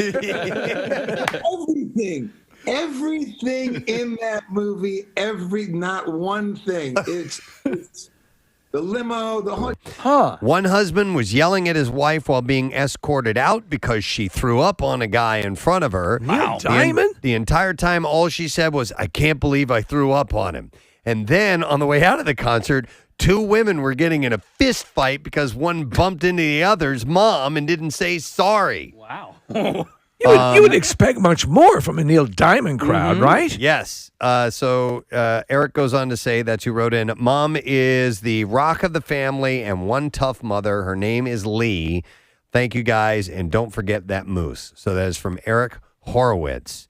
And I just found that funny that Neil Diamond was one of the most violent concerts he's ever been to. Yeah. So a Neil Diamond shout out? We want to try this? Can you try? I'll It's try going to be hard, it. all right? It will be. But... No, kid. Nah. I don't. You'd My need- farts aren't on this board. I need the rapid fire instant replay. Yeah, it's You the know what? wrong sound effect unit. We'll have to work on that another time. well, But I think we officially did a Neil Diamond shout out. We so did. We did accomplish it. All right, you want to try it again? All right, one more time? Wait, yeah. This is the last time. Yeah, that's right. All right, here we go. There you go. Better. All right. I mean, it's still not right. You would get. All right, one more time. One more time, Case. Hit it again. Here we go. That's a little bit better. It takes some practice. I need a more punctuated fart, Yeah. and any artist will tell you that those are few and far between. No. All right, and then another one says, hey, good morning, Kenny, Presbo. And it says, oh, you're there. I want to send a huge, wet, moist, juicy shout out to one of my best friends, AJ, who works alongside me every day, rain, snow, or shine, with my good buddy's landscape company. He was an amazing addition to our group about a year ago, and we'd be lost without him. He works so damn hard, busts his ass day in and day out. He's always available when we need him and makes the day go by with his amazing work ethic, great sense of humor, and all-around fantastic personality. And I know that being recognized on the radio would make his day. Thanks for all that you and the gang do to keep the people laughing and smiling. Rage on, my brother. And that is from Sean Riley in Havertown, Delco. So a shout out, and there you go. And we're happy to send that one out. And I would like to congratulate Brittany and Daniel because they're getting married August 6th of 2022. They sent us an invitation to their wedding. I have no idea who these people are, but Let me see. Hold up the picture. Maybe I do. I don't know. Maybe I've forgotten. They're a lovely couple. They are a lovely couple. And they sent me, their invitation is on a magnet. Oh. And it's got a website, which I didn't know. So if you have it's a save the date. It says save the date, and it's got a heart around their faces, and it's a big magnet, so you can stick it on your refrigerator, and you'll never forget about it. Yeah. But they have their own website for the event. It's, the Knot, the website? Yes. The Knot.com and / and then it says... Wait, you're going to give out their website? No. Oh, okay. But it's got their names after that. Okay. And so then you can go and find out the information about Get all your info. it. That's kind of cool. That's pretty thorough. Yeah. It's the wave of the future. So I guess they just got engaged or something, and they have picked a date or whatever. Love. So congratulations. Love. It's about love. Love those guys. So congratulations to you. I have a question. Yes. Because this morning I got a text message, and it was along the lines of, it said, hey, I'm 24 and hot. And want to see if you want to get together and bang or something. Nice, man. Did you click on the link? Good for Of you. course I did. So here's the deal. I've been getting more Me too. spam texts lately. Okay, so I'm not alone. Yep. Yeah. I've been getting more spam texts lately. I got a. and Hi, I'm Jenny, and I just turned 18, and I've never been hornier ever. Ever heard of Jerkmate? and so I'm like, when did this become a thing? Because I don't ever The remember. texting stuff is crazy. And I don't remember spam text messages, spam calls all the time. Yep. Yes, absolutely. But the texts have just started happening. What are you guys getting? Well, I got a packing one this weekend, and it was like, your package is going to be delivered. It's being packed right now. Oh, yeah. And so I get ones that are like AT&T. We just received your payment. AT&T is a constant. But I don't keep them anymore. I delete them delete- right away. I delete the whole Block the thing. sender, and then block the number. Yeah. Yeah, because I got one. Ooh, it I was haven't like, done that. It was like, yo, John, what's going on? You ever Yo, have a jerk mate? Haven't seen you in a while. And so I responded. They called back. you John? Yeah. Okay. So I responded back because I'm like, oh, they got the I wrong got number. one of those too. So I was like, oh, yeah. I'm like, not John. You got the wrong number. And then That's what they want. She responded back like, oh, I'm so sorry. I'm so embarrassed. And it was a picture of a hot chick. And I was like, okay. Well, what are you wearing? Is what I texted back to her. Yeah. And then, no. And now she's a jerk mate. Do you immediately go to your ever wife? heard of Jerkmate? You immediately go, look, honey, look what I got. No, because that wasn't Just in case you see something, this is, What you do is you hold the phone close to you and go, "This is nothing, by the way." Nothing at all. Yeah, no, it's not my jerk mate. Because when that happened, I think I was here, or I wasn't anywhere near my spouse or anything like that. But I just deleted it, blocked the caller. You know, the ones that I get have the same, like, very similar phone number. So they type exactly my number, and then like 20 other numbers with just the last number being different. I will tell you what you don't do. Whenever you see that, you don't know what it is. Don't. I don't even open it. No. Delete it. Yeah. If it's that important, you listen. If it's a legitimate jerk mate, then they'll make sure that you find out. Ever heard of jerk mate? By the way, here's a text that says, I got a text from Amazon that my shotgun was arriving today. Congrats. That's great. This other person says they've actually changed their number because it's gotten so out of hand, because they've gotten so many texts, so much text spam. I get a lot from PayPal. Do you? Yeah, like saying it's all garbage. Hey, there's an issue or whatever. Right. I know it is because I don't ever use PayPal, so Right. I know immediately that it's spam. Hang on. Clint got the same text I got this morning. Hang on a second. Clint, good morning. Oh, Preston, you got my text message this morning? I knew you were hot. Knew it. So yeah, I got my text message this morning the same way, and it's been so frequently I had to also change my number because they ended up taking my number and calling people overseas. Oh, wow. I didn't realize that was the case. We talked about this. Remember, it happened to me and my best friend. I was getting text messages from her that were not from her, not coming from her phone, but they were her phone number. See, this can be an issue. Dude, thanks, So Clint. they're basically copying your number. A lot of times when you get spam calls, Preston, you'll know that the number looks a lot like your number, save for a few digits. That's how they do it. That's how their robocaller is conducting it. But I'm getting so many spam calls that I actually was missing a very important phone call. I had ordered a concert poster, and so I ordered two. Long story short, they kept calling me to tell me that I could only get one, and I had to pick one. And then finally, I ended up getting a text message on Friday from the lady from the toll-free number calling me. She's like, "Hey, this is Michelle from the Fish, poster." And I was like, "Oh shoot." Because I had just gotten that phone call from a toll-free number, and so I reluctantly called her, and I'm like, "Hey, and it turns out it was legit." But I had been sending that to voicemail. Well, that's the problem. Is what happens? It starts to muck up legitimate communications you're getting. Yeah, you and know? I don't check my voicemail. I think it's more because we're using our cell phones so much more. In that, like, nobody has. Rarely will somebody have a landline that they use if you order something online, or anytime you put your phone number in, they say that the information isn't going anywhere, but a lot of times people will buy that info. Yeah, and so we're just using our number for way more. It's a ton of stuff. Do you have a landline? Do you not? I do. Yeah, Yep. I do as well. Phone number? What's that? Do you know the phone number? Yeah. Oh, you do? Okay, because I have a landline. I don't know the number. Oh my God, that's I so do, funny. and honestly, Kathy, all it is political calls. Yeah. And it's Oh, all 100% junk. all day long. Spam. It's just it's bogus calls all day long. We just have become accustomed. The only ones that are legitimate are like from CVS when our prescriptions are in. Right. And that's it. But the rest of them we just ignore. We have learned to ignore the phone ringing. Yeah. I use it for our conference call at night because I get a better signal. I get a delay on when I call in, so I use that. I have a landline only because for some reason it makes my cable bill cheaper. It's cheaper to have three things, landline, cable, and jerk meat, and internet as well. Yeah. Yo, ever heard of jerk mate? But my landline has been disconnected for years, so it just doesn't even ring. You pay for it, but it's just disconnected. It's just disconnected. So I have no problems using my landline for if I'm signing up for something. I just had a spam text right now. It says, seriously? It's time for your physical. Dr. Mike loves you. Total spam. That's what it says. Hang on. We have somebody who works in this field. It is Steve, who is a fraud cybersecurity investigator. Oh. Hi, Steve. Good morning. Morning, guys. How are you? Good. All right, man. So this is really over the past month or so stepped up a lot in my world. Yeah, it's called smishing, smishing. It's the idea of using SMS text messaging to send, like you used to get phishing emails. Right. So, email is not as receptive. When you get a text message, you're more likely to read it right away. Yeah. So the bad guys want you to read stuff right away, and you're more likely to click on stuff in your phone than you are on your computer. So the bad guys, and it's cheaper for them. All right, so where can this lead to danger, Steve, for yourself?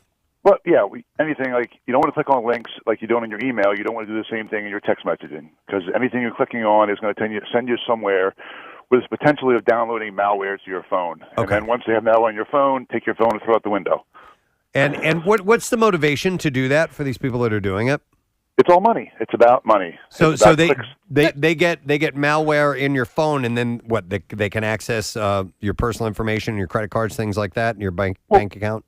Yeah, they'll access your credentials essentially, right? They can get into what's called your container on your phone, and so they have access to your credentials. They can see other parts of your phone, your location, all kinds of fun things they can get in there and see on your phone, right? And so just like installing malware on your computer, they do it on your phone because let's be honest, your phone is just a miniature computer, right? That's what it is. So Steve, let me ask you. So, and I go to great lengths, and I have LifeLock, and I have all these different things. But if if you have a practiced top level a group or person who wants to gain access to your stuff, they're going to be able to do it, aren't they? Absolutely. Yeah. Listen, anybody who's in cyber and fraud can tell you, like, LifeLock and these services are handy, but they're always 2 to 3 weeks behind, right? They're always catching up to the bad guy. Right. So if you're relying on those things to protect yourself, you are putting yourself up for exposure. What would you say is the definitive methodology for protecting your phone from stuff like this? Is it just simply you don't recognize it, you delete it? Yeah, I mean, the first thing, as mentioned earlier, is really just who you're sharing your phone number with, right? Don't share it with everybody out there. Don't use it for contests, which is unfortunately what you guys do all too often, right? Yeah. So anytime you expose your phone number, it's basically being sold. Not always for bad, right? But the idea about your data and your phone is being sold for marketing purposes. And these same marketing lists that are sold to travel agencies and retail stores are available for purchase by the bad guys at relatively very, very cheap rate. You can get hundreds of thousands of phone numbers to text for under a couple bucks, right? And then the service, as you mentioned, is a robo service, right? It's an auto script text messaging. You can use it and send millions of text messages for pennies on the dollar. And if you get one person to click on it, it's worth their while. Steve, in general, how secure is a jerkmate?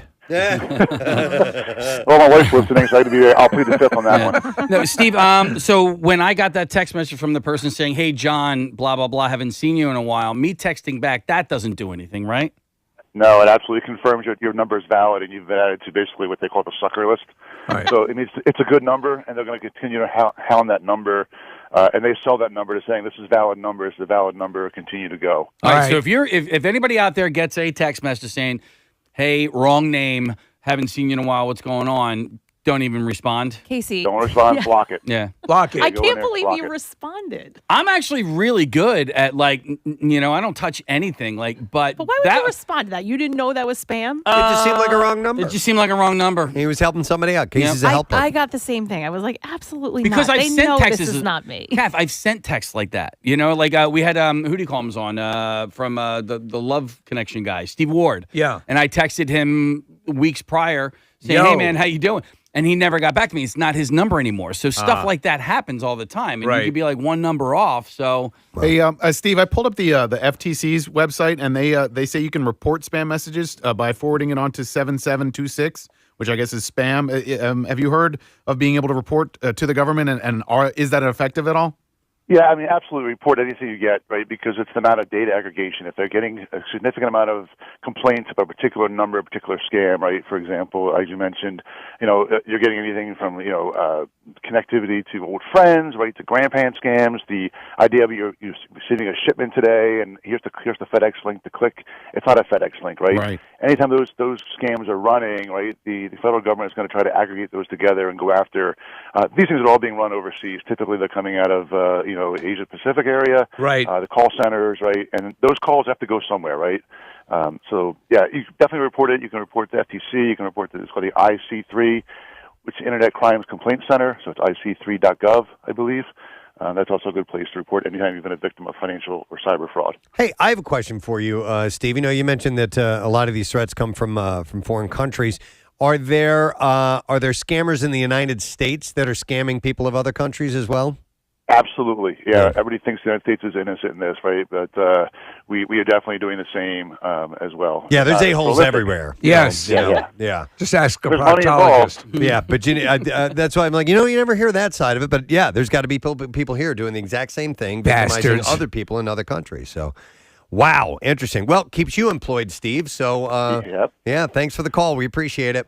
Absolutely, guys. Have a great day. All right, Thank too. you. See ya. Yeah, it has just stepped up exponentially lately. Crazy. And somewhere along the line, somebody got the number, and like Casey, I guess they found out I'm a human being. Yeah. I'm a sucker, as he had said, a sucker number. Yeah. So with the AT&T thing, I have never. I know we pay our bills and we do I our don't regular. respond I don't to it. ever respond. Just delete it immediately. If it's that important, they'll find ways to get in touch with you. Yeah. I have had the same phone number for 22 years. Yeah. I don't ever want to have to change it. Yeah, me either. Yeah. Yeah, I've had the same number for similar amount of time, and I have no intention of changing it. Listen, it's like when you have your email stuff and everything. I know you security wise, you get sick of. I mean, the way they'd have you changing your information is so constant. It's probably the right thing to do, but it gets to be annoying after a while. For Christ's sake. Yeah, Kath, have you ever had to change your number? No, I've had my phone number since it was like a phone that I kept in my glove box in my car. Wow, what's the number? What was the number you gave to Bill Weston? 867-5309. That's I keep right. calling your house, and I don't know. Did you change your number? She legit gave him What do you have, Bill? 867-5309. Hi, Gary. You're on the line. Good morning. Hey, you guys rock. Thank you, Gary. Hey! You wanted to I was share afraid something. you guys were going to think I was Gary Lauer calling in. No. Oh, my God. Hey, so I'll just say I'm in the military. I'll just put it like that. I'm Right. listening to you guys from California. Oh, and awesome. I was listening to a cyber guy, and they're talking about targeting populations. Obviously, we're an obvious one that you want to go after because of all the different information you have access to. There was a second there where I was on a smaller installation. My roommate started getting text. Essentially, it was very threatening text, and it appeared to be from the cartels, actually. What it was telling people was, hey, we're going to come after your family. We have your names and your numbers. If you don't start talking to us, we're going to, expose some secrets on it. And they would get very, very graphic pictures of, let's just say, males with, on their knees, and then other parts of them in front of them on the floor. Whoa. Stuff like that. Okay. Yeah, it got. That's brutal. So so you're saying in the military, a lot of times if the cartels are looking to really f you guys up or screw with you, they'll do stuff like that. Well, I wouldn't say it's particularly them. It could just be someone randomly trying to get information. I gotcha. Okay. But they use that as kind of a threat basis, and it's probably just pictures they get off the dark web. Sure. But it gets into some pretty dark stuff where they're trying to threaten guys. So, my buddy actually, he reported it to the appropriate authorities, and I'd say they took it serious, but they were also like, yeah, we've had on this single installation alone about 35 people get the same text chain. You're talking not a very big one, maybe hundreds of people in that population. So, wow. Yeah, they get very serious about how they try to target. On some of these things. Well, And Gary, we've heard stories about somebody will be they'll get a call, they'll get a text that say we have your son, we've kidnapped your son, we need you to do, and they play it just the right way where they convince somebody that a family member's been abducted, and they'll go take out money, and that hasn't happened at all. It happens fairly frequently. Yep, and you got to figure with a young population like we have, you get someone who from a certain part of the country doesn't they don't fully understand how this stuff works. Right. Quickly, you got someone giving information or sending a text back instead of reporting it. So yeah, it gets interesting. It's good information. It's probably always a good idea to take a breath before you respond or panic over seeing something like that. So I always say to my wife Claire, come to me. Let me take a look at it first, because a lot of times you need just a second set of eyes on something because you're panicking and you go, oh my God. Yeah. All right. Thanks, Gary. Absolutely. We appreciate you listening out in California, man. Have a good one. Yeah. Thanks, guys. All right. See you later. Gary. This is great just to use that. Yeah. I've just seen, and the one that got this morning, that was the one that I've seen kind of cross over the line. Yeah. The other ones have been very straight ahead. Hey, it's AT&T. We received your payment, or click this link because whatever. But this one was flat out. Hey, I'm 24 and hot. It had little kissy emojis on it and everything. And I'm like, seriously, man? Sure that wasn't from Bill? I'm pretty hot. hot. Check the number. Kissy, smoochy, smoochy. He's bummed about the Bills' loss. Oh, he's so bummed. He's just trying to get some off his mind. I just need to be held. He was so far down in the dumps. He decided to let his true feelings be really known. vulnerable right now. I want to kiss you. Hang on, let me go to Wesley. Hey, Wesley. Good morning.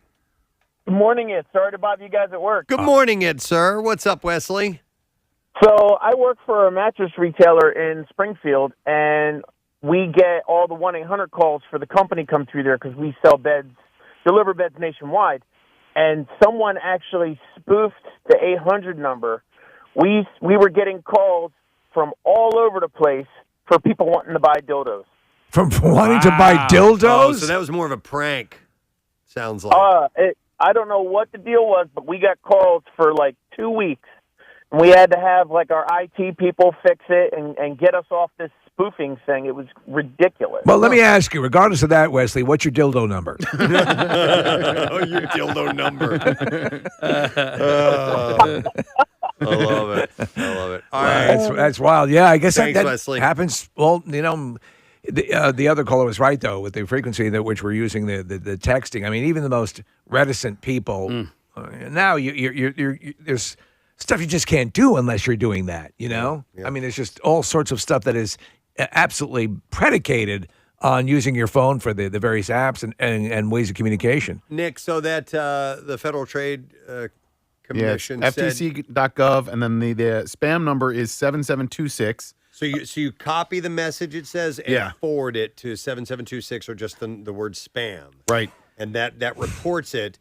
And then you want to delete and block after that, I would imagine. You know what, though, Preston? You remember like a couple of years ago, we're going to take care of this. We're going to take care of mail spam. We're going to take care of all this stuff. Yeah. And it happens for a little bit, and then it just comes back. Yep. Hey, let me ask you, because I just got a notice in the mail that I have a jury duty. Right. And I'm going to show up, obviously. Right. But can you use that as an excuse for not showing up to jury duty? Or like, I didn't think. No, that I thought it was spam. I didn't trust I doubt it. No, I don't think so. Yeah. Well, have you talked to your jerk mate? I have not yet. I mean, it's a good call, though. Yo, ever heard of jerkmate? No, I would think that they would say to you, well, why didn't you call us and verify? I was afraid to call the number. Right. Yeah. Well, I don't know. I didn't want to look up the real number. I was so Are you scared. mocking me because of my fears? Yeah. So you got jury duty coming up? Yeah, March. Okay. And, luckily, Go do it. It's a Friday. Yep. Yes. Yep. Nice. All right. I saw a couple of things. I dare to say I noticed them, I guess. All right, go for it. Whoa.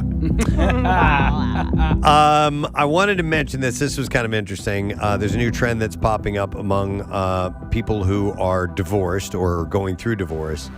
And that is now creating a divorce registry. Have we talked about this? I don't think so. We've probably talked of similar things, but do tell. While some divorcees Kathy's all ears. We're already using Amazon Wishlist. A bunch of divorce-specific platforms have popped up recently to provide a more official service. Fresh Starts Registry launched in October of last year and allows one to build a registry and has recommendations for products, divorce lawyers, and therapists. Starts. Yeah. So These are actually things that are all directly tangential to getting divorced. Correct. Not like a toaster oven. Right. I thought it was like you're coming to the divorce party. Right, Here yeah, are the yeah. things I need now that I don't need a crock pot. live at I my lost the house. crock pot and the toaster in the divorce, so I need. Yeah. That's what I thought it was. It might be that, too, because it does say products. It says recommendations for products, divorce lawyers, and therapists. Oh, yeah, so maybe that's probably things, it then. Yeah. things that you're losing in the divorce. I totally needed all. I didn't have any silverware. I didn't have any plates. I went to Sears with my mom, and I was like, all right, this is the saddest moment of my life, but I need cutlery. Wow. Yeah, and so, yeah, I mean, but yeah, the divorce party, I've heard of that before, like a chance to go out and have a good time. So Divorcist is another platform, and it is currently in the soft launch phase and reportedly plans to release its registry feature in February. Divorcist co-founder Eliza Kusin says, our mission is to make divorce and separation dignified. We're trying to elevate divorce, separation, and breakups to the same status as a life event. Well, it is a life event. It is. You're right. It's an important event. It's still like yes. half of the marriages in this country end in them, so, it's a pretty viable resource. Yeah, it says not a happy one, but one that deserves recognition. I have to disagree. Sometimes divorce is a great occasion. Sure. It needs to be, this needed to be done. It can be celebrated. You've cited your parents. Yeah. Oh, my God, yes. It's my understanding that in the Jewish faith, and I don't know whether you have to be Orthodox or what this story is, but a lot of times divorce is approached that way. Like, really? It is not... it's not the scourge of the marriage. Yes, right. So it's something that is it's sometimes a likely and most obvious progression in people's lives if they realize that they're not good together and that it is the civilized way to proceed. And again, I hope I'm understanding that correctly. It was explained to me by a Jewish friend, but I don't know if that's the case. But I think that's the way to do it. Sometimes it's like, why did you ever get married in the first place? Yeah. Yeah, I don't know. And now you can use the divorcist. But I found that quite interesting that yes, there's now a registry for things that you might need if you're going through that. I mean, stop and think about it. You're now bereft of everything you brought together. I'm curious as to what stage, because there are divorces, and we've known it, that have dragged out for 2-3 years. Yeah. Even longer than that sometimes. Horrible. And so, where you just keep getting stuff, I don't know. It's funny because, when my wife and I got divorced, and it was pretty amicable, and we divided some of the stuff up, but she ended up just with a lot of things just in storage by default or whatever. And so, I mean, we've been divorced for 6 or 7 years at this point. I'll still get stuff back from her. I gotta go over to her house, and she's like, "Hey, I found these things." I'm like, "Oh, cool, thanks." Here's your Daryl Strawberry card. Yeah. Nick is getting text messages from people who also lost their cutlery. Yeah. So. it's weird, man, but like things that you don't even think about. You gotta have a knife. Yeah. What was the leanest and meanest when you were a bachelor?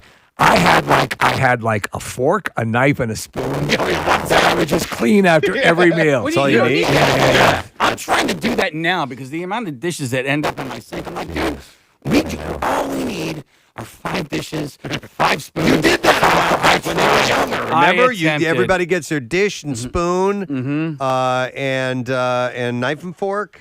And that's it. And that's it. And that's all. And it was all color coordinated. I'm like, you get the red one, you get the white one, you get the black one. And it worked for a little while. I remember you coming back and reporting that it was successful initially. Yeah, and then, just like everything else, I'm like, I don't feel like policing this anymore. Right. Well, listen, that's everyone, including your jerkmate, has to chip in. That's right. Yeah, please. I mean, Yo, ever heard of jerkmate? Yeah, so. And then, so if you have guests over, then you have, maybe a pantry full of other Chinaware. Your finest paper plates. Mm-hmm. Yes, exactly. Getting back to divorce, I wonder how long most divorced people hang on to shared passwords for things like Netflix, because I know I did for 2 or 3 years, and then finally she was wasn't like one day you couldn't watch Netflix? No, she was just like, you probably should get your own Netflix account at this point. I'm like, how would she have known? I guess you had your own account. I think honestly, your own profile. Maybe, yeah. I guess it's really over now. Yeah, right. Well, you can only have a certain amount of devices, depending on what you pay. I think so that's if he right. was logged in, Yeah. she could probably only be logged in, to one other device or something. Right. I know. I tried to explain that to my sister because I've let her borrow, my Apple TV Right. Plus. I'm like,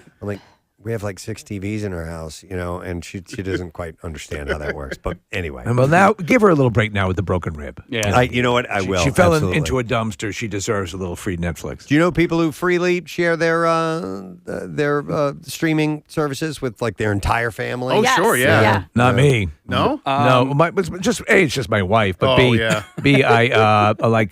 there are people who share it with their friends and stuff like that. I mean, that's the road to hell. I have Hulu. It's because it's part of my Disney Plus. That's Hulu, what I have. But I don't have Hulu Plus where you can watch live sports. There's Hulu Plus? Yeah, there's Wait, Casey, I just had a conversation with my friend about this. She claims that I should get rid of everything and just do that because it comes with Hulu with the Disney and then all of the live stations, so you can watch sports, you can watch the news, you can watch whatever you want. So I don't have that, but Chuck does. And we were trying to watch something at my place down the shore. And so now I actually have my own profile on Chuck D'Amico's. Yeah. So it's like, Dad, Mom, Charlie Spencer, and then Mr. Casey. I have my own thing. This is a good idea. I need to talk to Chuck, because if that's the case, then why am I paying all this money? Totally. Somebody suggested that you can make your profile named Add User, and then so that when it pops up on Netflix, it looks like there's just another profile, but it's called Add User. That's a pretty good idea. I like that. I love that. Yeah, okay. And one more cutlery thing. Somebody had said, all of my cutlery when I was single came from Texas Roadhouse, Longhorn Steakhouse, and Outback Steakhouse. Yeah. I mean, you got to, get it where you can. If you just lift one of those each time you go, a few visits, and you've got a whole set. When my mom passed away years ago, and my dad, he was working in Texas at the time, and when my mom was still alive, towards the end, and when she passed, he said, okay, I'm going to move now to Texas because this is, what the deal is. If you guys want to come, we did not want to. Right. And it was, but it sounds a lot less, it was totally amicable and cool and wonderful, but we just decided we had our lives here. But there was also a ton of stuff my dad didn't want to move out to Texas. Right. So, like, my brother and I rented our first apartment with a full china cabinet and like cutlery and all this stuff. Yeah. And eventually it just whittled away down to like, what are we doing here? Do you guys have a favorite knife, fork, or spoon? Yes. At home? Favorite spoon for sure. Yeah. It's great for ice cream. One of my favorite spoons for ice cream is the long, thin one with the very. It's a smaller one, but it's long and I don't know if you guys know. I don't know. Gotta be solid though, what right? kind of spoon this is? Yes. No bendy. So I microwave my ice cream. Okay. And then I just do passing shaves on the top. Steve, is it the type of spoon that you would find in a Caroline and I went to Ruby's Diner over the weekend, and so you order a milkshake and they bring you. They bring you the glass, and they bring you the milkshake can, and that long, thin spoon is exactly. in there. So this is exactly that kind. And Preston, also you'll find it like I approve. Like an iced tea. Yes, that's an iced tea spoon. Right. Yes. You drove past my house. Not the way we came. Okay. Yeah, we came a different way. Purposely wanted to get past your house. Dude, I haven't had a Ruby's Burger in forever. We were. It's like the last one around. I know. And we went out just for a drive, and she's like, "Think we go to Ruby's?" I'm like, "That's an hour away." I'm like, "We can definitely." Yeah, let's do it. Yeah, it was great. But Nick, my favorite spoon, or Preston, you were asking, but I want to tell you, I Nick, would like to know. Preston, don't listen. This morning on the Preston and Steve Show, cast members revealed their favorite spoons. Yeah, I know. Industry is still rocking. It's terrible. I have a spoon and a fork. It's obviously silver, but it's got like a little bit of like a brushed nickel sort of a feel on the handle. Wow, man, that's my fave. Do you have a little golf bag with your spoons that you'll? Well, my daughter does. Yeah. My daughter has her own. She got way too many reusable straws for Christmas, and she got her own cutlery that she brings to school with her. Oh, man. And yeah, I know. Jealous of the cutlery. I know. I would want like a little briefcase that you could open up. I had a favorite, like Fats Domino, with cutlery in it. Is that what you're saying? Yeah. Yeah. There was a like your personal cutlery, your personal straw, your personal long Shark spoon. Tank. Oh, is it? It was on Shark Tank. Yep. It's a little case, It's and a little you'll case. take it like to a restaurant with you. You can take it with you. Yes, yep. like that, right? So Yeah. I have and I stole this idea from Preston, but it's like a nail grooming kit. Yeah. But it's essentially that. And I absolutely love it. And I saw yours, Preston. I'm like, I need to have one of those as well. But it's it's like a little really case. Yeah. Nice little case, and That's everything's a good idea. Bringing your own knife. And is this it, Kathy? We're looking at a. No, it was more like the case was plastic and they were smaller. I like this one. Folded up. It's kind of It nice. comes with chopsticks, fork, knife, a soup spoon, and then a little tiny spoon. Remember when the guy brought his own fork to Club Risque? No, it was a super spoon, fun. Oh, was it? and he cooked heroin in that thing. Yeah, and was eating out of the buffet. It wasn't just like putting things on a plate and eating it. Right. He was eating out of the buffet with it. Multi-use spoon. Oh, I wonder whatever happened to him. I don't think he's alive. He's now a Fortune 500 investor. Maybe. Got on Shark He Tank. stole from Nick, remember? He created this new. Kathy's the guy that invented the bring your own. He used to ask to come into the studio to quote unquote watch a show, but he would Wait a minute. He would lift things from the Nick Murphy. He would steal things from the green room to pawn it off. What is it? Nick Murphy has his own But with knife, fork, spoon, straw, little cleaner for the straws. Oh, I love it. Nice. That's cool. amazing. You know what? I need to get one of these. Is that from Shark Tank? I need to get one of these. Murph, come over here to the microphone. Where did you get this? I bought that on the good old Amazon. I like it. So a spoon to eat my yogurt here, and it came with there was all black matte. Those are like all my silverware at home. It's all black matte silverware. It's really, really nice. Okay. It's got cool little straw. I like dishwasher You know safe? what? Yeah. Nice. My birthday's tomorrow, and my family could get me one. I bet they could order it from Amazon and have it in by tomorrow. Hey, Siri, remind me that Preston's birthday is tomorrow. What's that? I said, hey, Siri, remind me that Preston's birthday is tomorrow. Hey, Siri, remind me that Nick's birthday is Friday, too. Yes, Nick's birthday is Friday. Wow. Okay. I have to get one of those. Very cool. Thanks for sharing, Murph. Appreciate that. All right. Well, anyhow, I didn't mean to spend all this time talking No, about we had that, to. but nonetheless. We had to. That's all I have time to notice. That was a mini noticer. I'm not even forget it. I'm not even talking. That was an even teeny tiny noticer. Maybe we could fit another one in this week. That was just a sir. We are going to take a break because we have some more bizarre file stories I think you will appreciate when we get to them. So hang in there. We're not going to be gone long. We'll come back with that right after this. Stay with us. Everything. It's a record company party. Everything. The girlfriend. The thing. It's spot on. That's great. I love to hear that. Yeah. All right. Well, listen, Chad, thanks for your time, man. Stone Harbor. I really appreciate it. Absolutely. And we'll stop. Maybe me and Casey will stop by. We both have shore houses, so we'll come by and say hello. Please do. That would be awesome. All right. Appreciate it. Thank you so much. Chad Smith. Red Hot Chili Peppers, guys. Oh, my God. He is the coolest guy. He is the coolest guy. And his son, Dashel, was pretty awesome, too, man. His son kept popping up in the window behind him. So it is this weekend on Saturday and Sunday. And once again, it is the Ocean Gallery. So if you want to check with them ahead of time, you can reach out and find out what the full, meeting times and all that stuff will be, which is cool. So. I like that idea of visualizing drum playing and then what they're doing with that. It's cool stuff.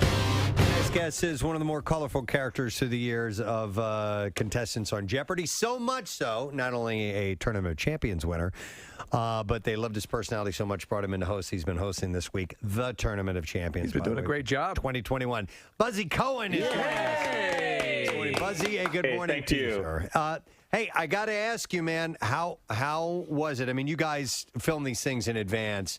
Was it as surreal as you thought it might be, being up there, standing in Alex's place?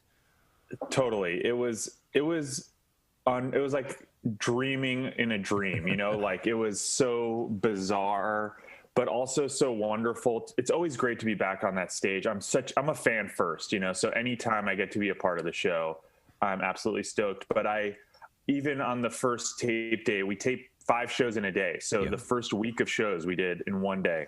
Wow. On the lunch break of the first week, I just went out and walked out on set just to drink it in and have a moment by myself. Cause you never get that, you're always when you're a contestant, you're always in the green room, you're being shuttled off. And so I really tried to take advantage of that. And it was, I was in Alex's green room. It was so wild. I was really connecting with him. It was amazing. Well, I have to say, first off, you've been doing a great job. I love to see Thank people who excel, and Ken has done it. You guys are GOAT status, and Ken the GOAT at this point, but still, you guys have, I think, a singular credibility when it comes to being up there and doing this. And the show is just so you can tell you are a fan. And if you were nervous, that didn't come through. What I do love is the knowledge, and you always sense this with Alex, that there is a wealth of knowledge behind the clue giver who can sort of accentuate a little bit of information that's being, imparted throughout the show. As you're doing it, did you have that moment, though, in that where you're so overwhelmed, where you're like, oh, yeah, I'm actually running this thing? Did you lapse into contestant mode for a nanosecond or observer mode? Well, I spent about 4 weeks getting prepared for this, and I had to I watched a lot of Alex, and I had to totally change the way that I was watching the show to switch. So by the time we got there to the actual tape day, I had my mentality had totally shifted. But one thing that I think it really helped me with is that being a contestant, I kind of understand the way you listen to the clues and hear the clues. Yes. And so it helped me kind of understand where to kind of put a little more emphasis because, like Alex, like I want the contestants to get the questions. I'm not here trying to like trick them. Well, So there's a perfect example of that, and you make a good point. Last night there was a clue where this spotted dance, and it was polka, and I would not have known it other than the clue of spotted. I thought, oh, polka dots, and so, but that's the genius of the show. And then you asked it. Totally. I think you laid it in there. I got it. They didn't get it, but I got it, and that's what Alex did so brilliantly. Yeah, I think that he was my North Star, and what he always did was like he was on the side of the contestants and the show, like the integrity of the show. And so that's whenever I had a question about how to approach something, it was like, how do I keep the integrity of the show as strong as possible, and also make this enjoyable for the contestants? My Tournament of Champions was so fun, and I just wanted to make sure that they were having a good time. For me, that was making sure that the taping and everything went as smoothly as possible. And so I really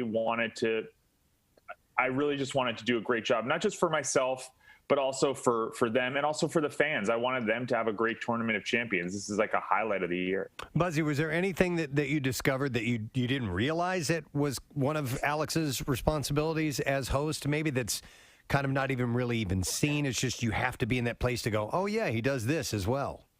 Well, the thing that you realize when you start, because when you're getting ready as a contestant, you're sort of ignoring his reads in a way. You're reading the clues faster than him to try to figure out if you know it, and then just listening for him to finish. What I realized is every single clue that he is reading, he approaches like its own thing. He doesn't have like a Alex clue read. Every single clue is its own story. I don't know where that's coming from. It's not a marathon. It's 61 sprints. Each clue, like, he gave its own life. And that, to be able to do that and not just kind of like zone out and get into like, okay, here's my clue read rhythm, is incredible. And I think the other thing he did so well was he could pepper in little bits of color, like just for fun, like teasing that, oh, you're out of the hole, blah, blah, blah.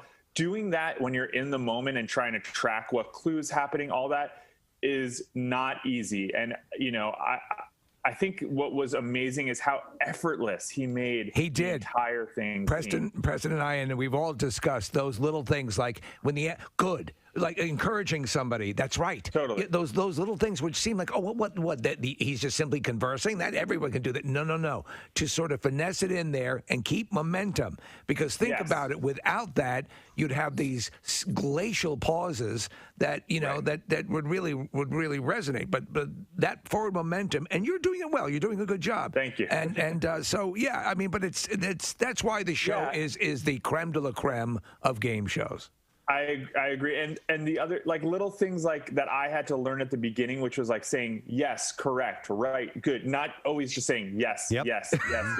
Right. By the way, when the first time I did it, I just like, when I did a practice game on my own, it was yes, because we don't think about changing it up, but as a viewer, it gets so boring when you hear. So little things like that he just, because he'd been doing it for almost 40 years, it was just so second nature. Yeah. As a radio show host, that's one of the things that I do. So I'm glad other people are finally picking up on that. So yeah. Buzzy, this is Nick. I'm a huge fan, and thanks for responding to me over Instagram and agreeing to come over the show. It was really cool. And I've been watching, like Steve and everybody here, every bit of the tournament over the last couple of weeks. I wanted to ask you about polarizing contestants, because Ryan was on last night, and there was a lot of response to him that was negative. And he made it to the Tournament of Champions. He's a really good contestant. He's really smart. Yeah. But he was kind of off-putting, and so I saw on social media, and I contributed to it. That there was some pushback against the guy. But you, as a host, obviously you have to remain neutral. Is it hard for you to incorporate that into your job while you're actively hosting it? I mean, Ryan was. If you hadn't seen it last, he basically was a bad sport. He was kind of. I'm gonna he read as a bad Ryan's, sport. Yeah. I'm going to come to Ryan's defense here. I've been through this, and I know people who have like everyone has a different approach to this, and I think Ryan, he was a great competitor. First of all, he's a great player. Yeah. You know, if you look at, you know, if you take out those daily doubles, he outplayed Veronica last night, right? If you know, just straight clue play. And I think that it's hard to be on. How many of us have to be on camera for like a devastating moment like that? You know what I mean? Yeah. We're not like, I think, you know, if to compare Jeopardy contestants to professional athletes is not quite fair, because if you're a professional athlete, you've been through like the high school and college, and you've been through this, like, this is the second time he's lost a game of Jeopardy ever. Okay. He played his heart out and it just wasn't enough. It's hard to have 4 cameras on you in that moment. And he and the other contestants have a great camaraderie. I don't think it had anything to do with Veronica. I think it's hard to be processing that on camera. I think that he, you know, different people have different, like I had a very like happy-go-lucky, win-lose, whatever attitude. Not everybody's like that. And I don't think we need to expect that from. Well, the dude made it to the Tournament of Champions semifinals, and I'm sitting there on my couch, you know. And so it's you know, I have no place to judge. I'm a viewer. I'm not a contestant, so you know, I don't want to be harsh on the guy, but it's just got to be, you know, you see people rooting for or against particular contestants, and it makes it difficult for somebody like that, I'm sure, to have to go through. Yeah, and for me, I was like, to be honest, when I saw I think the feeling in the studio was I think a little different than what it came across at home when he you know, missed that daily double and then was like trying so hard to come back. I think everybody suddenly was like, oh man, you got to feel for this guy. Well, like, and that to me read that, even at that point, that read his passion. I got it. I'm like, damn it, I'm off my game. Or like, you know, I just happened to a couple of days ago we were at a golf charity and I'm seeing people respond who are hitting bad shots. Like you see that same frustration. I got that. Yeah. At the end, you would like to think though. And again, you're right. It's a unique circumstance. Everything's on the line, and I get it because I think he's normally a likable guy. It just seemed like there was. It was her moment. You lost, and he's. I think that's what a lot of people read and saw. It's like, wow, man, you not even an acknowledgement or something, and that's what it is. You know, and also you have to remember there's editing, like, you know, those after that after game chat is much longer than what you get on TV. So I think everyone's got to give game show contestants a lot more. I mean, people thought I was an arrogant asshole when I was on the show. Am I allowed to say that? No. We'll let it go. Arrogant ass. Yeah, but but you were. But I was just having fun. You know what I mean? Yeah. So I think that it's very easy for us to like project a lot of stuff. The other thing to remember too is like this is very different. The experience of taping because of COVID, the studio is very empty. It's just like other players and a couple of producers in the audience. So I think you know, like you're less self-conscious, right, about how you are presenting yourself when you're up there. Buzzy, I wanted to ask from a contestant's perspective, and one who especially gets on a roll like you and wins multiple nights, because you don't know what the categories are going to be. How do you bone up? How do you prepare for that? Do you dive into? Do you research the things that you're weakest at, or do you take the history of categories and what likely might be on there? Like, you know, I don't know, Shakespeare is my Achilles heel. It's terrible. So if I were to head into the show, would it be a good idea to bone up on my Shakespeare? Yes, it would. Shakespeare, rivers, capitals, classical music. But the thing to remember is I actually wrote an audiobook called Get Ready, available on Audible. Sorry for the plug. No, absolutely. That is about kind of how I got ready for the show. And what you realize is that Jeopardy has certain subjects it likes to cover, and it is a piece of mass market entertainment. So they're not going to pick something completely obscure, right? So there's sort of a depth of information that they're going to go for. And so for me on that stuff, I really looked at not just what the show has asked before, but the types of things that they've asked before. So for instance, like, if there's Pulitzer Prize winners, you don't have to know every book ever published, but there's notable books to know, right? No, that's absolutely true. With Shakespeare, you don't need to know every single plot point, but it would be good to be able to connect either a place or the main characters to the show, because every Shakespeare clue is going to have a character's name in it. So if you know that Cordelia is King Lear, that's all you need to know. You know what I mean? You don't need to know you don't need to read King Lear. And so there's all these different. WMMR presents Preston and Steve's Bizarre File. Brought to you by Squeezed.com, the best juice cleanse on the market. You can lose inches, drop pounds, feel great, and sleep better. Now free shipping with the code RADIO at checkout. This is a crazy story out of Spain. A man has died after becoming trapped under a shipment of carrots. Oh no! A 34-year-old man who was not identified died after a large, unspecified quantity of the root vegetable fell on top of him while he was working in an agricultural warehouse. Emergency services received a call about 3:05 a.m. informing them that a man had been trapped and was unconscious after a large number of carrots fell on him. An ambulance was dispatched to the scene. Despite the best efforts, the emergency services could do little to help the man who ended up dying at the scene. If you're going to be killed by a vegetable being crushed under one, carrots, that's pretty good. Yeah. I'm Rutabagas or something. I like carrots. Yeah. Yeah, rutabagas are just, they sound funny. Yeah. It wouldn't be. No. Too stupid. Kumquats? No. No, you don't want to do that. No. The man was working for what is described as a family business, and his death has reportedly sent shockwaves through the municipality where he was well known. So that's a tragedy. All right, this is messed up. It's a lengthy story, but all right. An upstate New York funeral home proprietor is facing imminent criminal charges for allegedly keeping dead human bodies in advanced states of composition in his business and its detached garage. So he's keeping decomposing bodies in his garage? Yep, and it gets better. According to Johnstown, New York Police Department, Brian M. Barnett, who owns the since-shuttered Eel Barnett family funeral home, is on the cusp of being charged with 3 counts of concealment of a corpse, 1 count of grand larceny, and additional violations of state health law. Also planning to file 2 counts of child endangerment because the decaying bodies were left around with the children's toys in an area where the children who were in the residence had access to and presumably played. The police allege that the toys were near a decaying body and therefore causing a health risk to the children who lived in the residence. Yep. Officers executed a search warrant at the funeral home in response to a complaint from a funeral home customer. The customer had for weeks been trying to reach Bennett, but Barnett was refusing to return phone calls. Isn't that the case, though? You buy toys for the kids, and they always end up playing with the corpses. Barnett's license had been suspended, and the funeral home could not store or handle any deceased persons. After multiple attempts to reach him, Barnett later contacted police.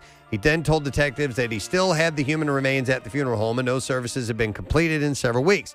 Police were able to get the remains turned over to the Attorney General Home for proper services. And no, not the Attorney General. It's A.G. Cole Funeral Home. I saw A.G. and I thought it was Attorney General. That's what I would think. So detectives then learned of yet another deceased person who had been retrieved by Brian Barnett in late 2021. Call the CIA carpet cleaning service. Death records indicated that the person had been cremated. When contacted, the crematorium listed on the death certificate had no record of a cremation being completed. Oh, my God. Patrol officers pulled Barnett over, and they said that Barnett was driving around with a box or a casket in the back of the vehicle. After knocking on the funeral home's front door for about 15 minutes, officers entered the premises and began a search. Barnett eventually appeared and was detained. He lived upstairs at the funeral home. Now, police found human remains within the funeral home that were not stored in a temperature-controlled location and were not cared for in any manner. It had to stink. Detectives noted excess furniture and household items stored around the remains. Detectives also noted signs of advanced decomposition due to the improper handling and storage. Police noticed that a significant amount of garbage and excess furniture was rubbished about the funeral home's garage. In the garage, upon searching the garage, 2 additional human remains were located. They're just finding bodies all over the place. If they don't change their act, they're going to get a bad Yelp review. Both in advanced states of decomposition. Both persons appeared to have been in the garbage for a substantial amount of time, or in the garage, sorry. Police also located over a dozen containers of cremated remains. Several containers did not have visible identification tags and were open.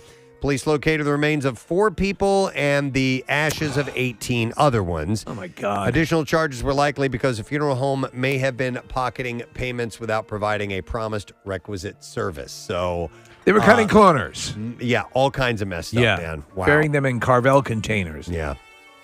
All right, moving on to something else. A self-styled pastor and his wife have been arrested for allegedly keeping 8 disabled people locked in the basement of their home. These people are monsters. Police say Curtis Keith Bankston and his wife operated an unlicensed care facility near Atlanta, Georgia. Investigators say the pair controlled the finances of victims and sometimes withheld medical care.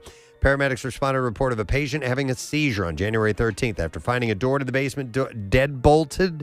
Emergency crews notified police. Officers said they discovered 8 physically or mentally disabled people between 25 and 65 locked in at certain times by Mr. Bankston and his wife, Sophia Bankston. And he's a preacher.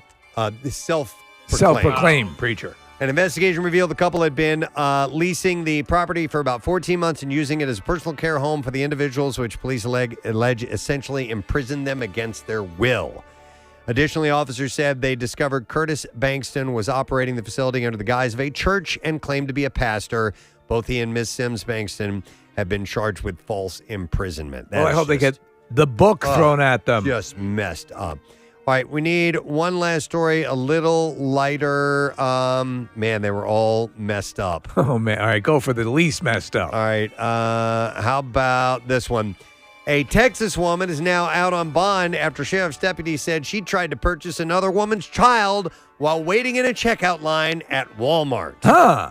Rebecca Taylor. May I ask you something? Are your children for sale? Came up to the woman's shopping cart in the checkout line. The woman's cart had 2 children inside at the time, and Taylor started to make comments about one of the women's 2 children before allegedly asking if she could buy him for $250,000. That's serious Walmart money. Well, the mother refused her offer, and Taylor pressed further. She increased that offer to $500,000 and allegedly threatened to take the infant. Deputies said the mother still refused and was able to leave the store with her children safely, and that's when she notified authorities about what had happened. Some serious money. Yeah, Taylor was arrested and charged with sale or purchase of a child, a 3rd-degree felony in Texas. All right, and there you go. I told you, man. I still have more that we'll get to tomorrow. Some pretty wild stuff that happened over the weekend. But that is the Bizarre File. Let's return in a moment. Let's ask you a question. We'll do the lesson question about today's program. We'll dive into the trash and music news as well, so hang tight. We'll be right back. Piece of information in the Jeopardy world, they call them Pavlovs, right? So, like, if the year is 1927, we're talking about Lindbergh or the Yankees. You know, it's like no, but that's a skill set. Right. To know a little about a lot. Is what, and it sort of works in radio as well. Like I say, I can go about a minute and a half into any conversation and then tap out. But you guys are on another level. Preston, tell what you guys do on the final Jeopardy question. Oh yeah, okay. So and you might get a kick out of this, Nick Buzzy. and This is Casey a thing that they all do. Nick and Casey and I, when the category comes up, and there's a commercial break right after that, we will text each other what we think the answer is, what we think the clue is, without even hearing the answer. So just on subject alone, if it will be, American authors. Right. Well, Nick got it the last time. The last correct answer before the question was, what was the category, Nick, and what was... man, I'm blanking on it. Okay, I said Roald Dahl, and you said it was like children's literature or something like that. Yes. Okay. And so this is a game we play, and every now and then, well, you guys can... You can join in. There's a Twitter account that's just for that, Jeopardy Blind Guesser. That's great. But that speaks to what you were saying, though, to know what the go-tos. We watch the show enough. Exactly. Like if there, John Updike comes up a lot. Do people read a lot of John Updike? I don't know, but John Updike comes up a lot. Know. So it's exactly that, and. They're not going to ask about some author that nobody's heard of, because watching at home, you're completely lost. Yep. Even if you don't know it, even if you don't know that Eugene O'Neill wrote Moon for the Misbegotten, you hear Eugene O'Neill and you're like, I should have known that. Wait, Buzzy, I have one for you, Buzzy. I'll just Chinese-born American architect. That would be I am pay. Every time. If that ever shows up. Yeah. Totally. Yeah. I mean, and that's kind of that's what, when you're playing Jeopardy, you're not, a lot of the clue information is sort of superfluous. Last night there was a clue about during the Eid festival, you eat this thing with this food that has another name for its worm-like appearance. All you need to know is worm-like noodle, and you know it's vermicelli. That's Any it. of the other information. Right? That's what makes it such a great game, is that there are tactics that can be employed that are, it's not just happenstance. I mean, there certainly is a level of that, but there is a way to play the game and have different methodologies that can get you across the line. And then, of course, there's also luck. Tons of luck. Yeah, and that's it. And then that clue I just mentioned is a great example of, as a viewer, you might know vermicelli, but then you learned all of this stuff about the Eid festival and another quote. Like, you can learn, like, of course there's the game aspect, but then there's all the other information which may not help you get the answer. It's like, oh, I didn't realize that, you know? Yeah. When I host trivia night at my kid's school. We brought it to the school. It's Quizzo night, and I'm the one who comes up with the questions. And I take a page out of Jeopardy's notebook. Like, I will ask a question where, you know, the audience will be like, how am I supposed to know the answer to this? And then you're supposed to ask yourself, how am I supposed to know the answer to this? The answer is in the question. Like, why would you think that any of us would even know this answer? Well, what's the question and how is it asked? You're right, Great riddles are done that way. And that's it. Exactly. If you watch like a straight up college bowl type of game where they don't do that, you'll get slaughtered because it's as dry and un-border collie-ish, you know, in the way that you can be directed a little bit. It's just antiseptically, what is this?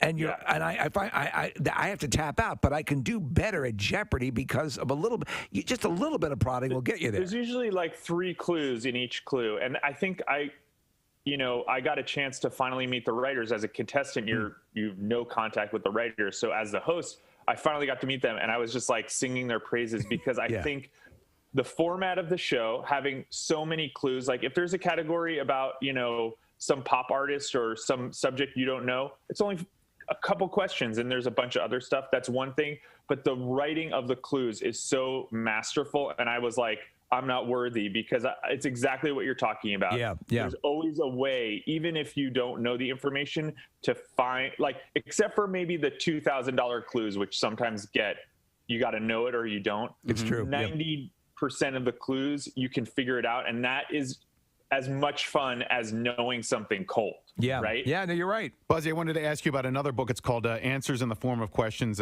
Claire McNear wrote it. I don't know if you had a chance to read it or even. And she goes into the production of the show and where the contestants stay and what they bring to the set and how many different pairs of clothes they have to wear and all that kind of thing. Yeah. Do you think that was an accurate representation of what your time as a contestant on Jeopardy was like? Absolutely. Claire is fabulous. Like, we joke that if Jeopardy is Harry Potter, she's our, like, Rita Skeeter or whatever. She's like, you know, like, the Daily Quiddler or whatever. Yeah. Or what, I don't know if she likes that, but I actually, you know, I interviewed her. I actually invited her out to, there's like an ex-Jeopardy trivia night here in LA, which is like known as one of the hardest bar trivia nights in the country. So I made her come out and play to have that experience. She's incredible, and she really knows her stuff. And she's a fan, and she, like, I think that's I really recommend that book to people who are fans of the show, because you start to see all these different sides of the experience, whether it's, you know, being a contestant, sort of community afterwards. You know, I think she did a great job of sort of giving everyone a taste of the experience, and not everyone's experience is the same. You know, some people have, you know, not a great experience when they come to taping because of whatever reason. But I think she did an amazing job. That's cool. I love that book. You know, I knew about the filming schedule and 5 a day, but what I didn't consider is, say, when you had your 9-game run, you were doing all those, you had to have knocked out 5 in one day as a contestant as well, correct? Yeah, that's right. Yeah, Wow. so my first game was a Monday game. So I did 2 consecutive tape days, and I lost in the 10th game. I lost on the last game of the second day. And I think that's part of what, you know, once you're a contestant, when you see someone go on a long streak, the endurance of, just shot nerves coming in to do it again. I mean, it's not, you usually only tape 2 or 3 days a week. So it's not like you're doing 5 days of 5 shows a day. Right. But it's still just such an impressive feat of endurance. And getting ready to host, I knew I needed to have endurance and bring the same energy to a Thursday or Friday game that I bring to a Monday game. Yeah. So for that month where I knew I was going to be guest hosting, I was doing a ton of training. I would do strength training in the morning. Yeah. And then I would do like cardio 2 times throughout the day just to make sure I could still summon the energy. To have the pheromones released. Yeah. I can absolutely see that. To be sharp. I wanted to ask you, in your personal life, we know you were in the music industry, or may actively still be, went to school for communications, and so music. I studied music. Music. Okay. So what do you do? We had a little bit of a hint here and there. Yeah. But specifically, what are you mostly involved with, Buzzy? I do music for commercials, actually. Okay. Yeah, so I do. I find music for commercials, or I, hire composers to write music for commercials. Do you yourself play or write, or? Yeah, I do. I mean, I don't really do anything professionally, but for fun, I play and write a lot. Yeah. So for grabs, a pair of tickets to see George Lopez, who's playing Saturday, March 12th at the Met in Philadelphia. Question that I ask you now is, who is the only non-family member who has been invited to Sidney Poitier's funeral? From early this morning. Let's see if you know who it was. Who is the only non-family member? Because they were having a private funeral service. Non-family member who has been invited to the Sidney Poitier funeral. 215-263-WMMR. If you heard it, you should call. We'll do the trash while you call. The trash business is a gold mine. 93.3 WMMR with Preston and Steve's Hollywood Trash. All right, brought to you by WMMR Rock Shop. And don't forget that the Preston and Steve logo winter hats are available. Another cool item in the MMR Rock Shop. I got to get one. Pick one up today for you or as a gift. WMMR.com. Use the keyword shop. What's going on this morning, Steve? Well, Mark Cuban launching an online pharmacy that provides over 100 generic drugs at reduced prices. Cuban says his online pharmacy is perfect for anyone who isn't, quote, a pussy about expiration dates. Hey! Arnold Schwarzenegger was involved in a bad car accident that found his Yukon SUV rolled up on top of 2 other cars.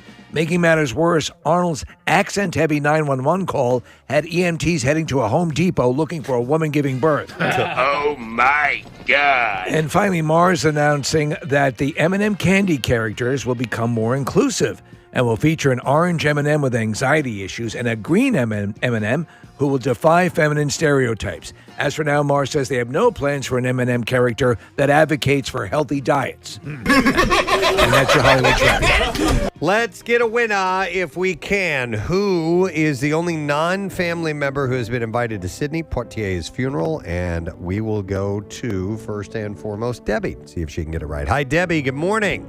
Hey, thank you, Job Dunkers. Oh, you Job Dunkers. Dunked it. All right. I did. Debbie, who was the only one invited to Sidney Poitier's funeral? Oh, that was Courtney Stodden. Courtney Stodden. Yep.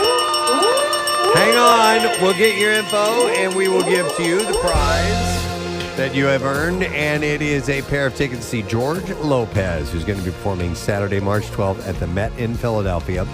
Tickets are on sale now via Ticketmaster.com. Let's get into music news. Now, Preston and Steve's Music News on 93.3 WMMR. Zappa cool, man. All right, we'll start with news about Lizzie Hale and Hailstorm. She has opened up about their tour bus that caught on fire on Thursday morning. She said it happened at 3 a.m. Nobody was on the bus, but it was a very emotional day yesterday. She said, I'm either crying or I was laughing hysterically at it, and sometimes combination of the two, just because it could have gone so left in many ways, and it's kind of like we dodged a bullet. Yeah. As to what caused the fire, Lizzie said the investigator said that it was something electrical, like in the walls or something. It basically started where mine and Josh's bunk would have been, which is kind of like the mid-bunk hall, and it's just crazy because the whole day I kept telling RJ, who is her drummer and brother, because RJ and I are kind of notorious bunk sleepers. Even when we have days off, something with hotel rooms, I have trouble sleeping. And she said, and for some reason, that day RJ was like, I'm just going to do something in the room because I want to work out. And I'm like, you know what? I'm going to go have a bed to myself or whatever. And it's just nuts because our amazing security guy ended up literally busting in with a fire extinguisher from the hotel, but could not get back to the bunk hall. And she said it was just, according to everybody at the fire department, it was 15-foot flames. Wow. So everything was charred. I've lost a lot of things, which is why I'm actually talking to you on my phone instead of my iPad right now, but we're just lucky it's only stuff. It's just stuff, and we're all together, which is great. And you said they call it the bunghole? I don't know about that. The bus? Yeah. No, the bunk hall. Oh. Hall. Oh. Not bunghole. Okay. So, yeah, that had to have freaked her out quite a bit. Yep. Lucky for them, they decided not to sleep in it. Totally. Pearl Jam is gearing up to record a new album with Ozzy Osbourne's producer, Andrew Watt. Eddie Vedder revealed to the news, adding that the album would be recorded in between gigs. He said, in between, I think we'll be recording because now we've got a healthy ambition to do so. And I think we'll move quick for a year or two, and then I can see us slowing down for a bit. We have the ability to play better than ever, but also know what we want to maintain, the health of the group and what we want to keep coming back. Does Ozzy's producer indicate that they're going to be going in a more straight-ahead rock fashion? No, nobody's indicated anything on that. Watts recently completed work on Eddie's solo record, Earthling, which comes out on February 11th. Metallica and The Strokes will join Foo Fighters as headliners for the 2022 Boston Calling Festival this Memorial Day weekend.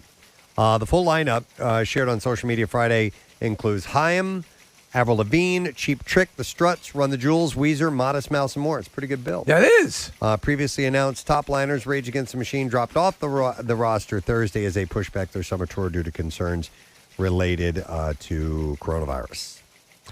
A new set of Nirvana NFTs will launch next month in honor of Kurt Cobain's 55th birthday. NME reports that the non-fungible tokens will be released on February 20th and will be created from previously unreleased photos taken by Faith West at the band's 1991 gig at J.C. Dobbs here in Philadelphia. That's How about pretty that? amazing, yeah. The price for the digital pieces being sold by Pop Legends begins at $99 and goes up to $250,000. Yikes. Yeah. Green Day teased some new music in the latest clip that they posted to their Instagram account. The snippet shows the band in the studio while the numbers 1972 flash on screen. Not the first time the mysterious numbers have appeared in a clip from the band. Last month, the same digits flashed on screen during a video of the band recording music at London's RAK Studios. So not sure exactly what they mean, but they did have that. It's important numbers to them, or an important year, And then or it one- means nothing. And then one last thing, Fraggle Rock is back after 35 years, Wow. and Dave Grohl is involved. On Friday, as Fraggle Rock Back to the Rock premiered on Apple TV+, Foo Fighters released Fraggle Rock Rock, a song inspired by the Jim Henson Show's original theme. You're a big fan, Case, right? I was. I watched it a lot when I was a kid. I think I owned the first season on. And what were they, dozers were the... Well, doozers were. Doozers? They were these little guys that lived with the Fraggles. They were and like they would- construction workers, right? Yeah, and the Fraggles loved to eat the stuff that they used to construct their little, I don't even know, Things? buildings or whatever. Yeah. All right. Some of the main, the original characters are going to be on there. Can you name a few of them? You had like Boober and Uncle Traveling Matt. Yep. You had the Gourds. Gobo. Red. Moki. Wembley. There you Felcher. go. Felcher was not one. Afraid of Felcher. Dave Grohl sings, we're going to rock our way to freedom. Going to run right back and see him. Going to flip-flop, skippity-hop, back to Fraggle Rock. Is that the original lyrics, Case? Bum, bum, bum, bum. Now dance your cares away. Worries for another day. Let the things play. Down to Fraggle Rock. Hey. And then the doozers would be like, work your cares away.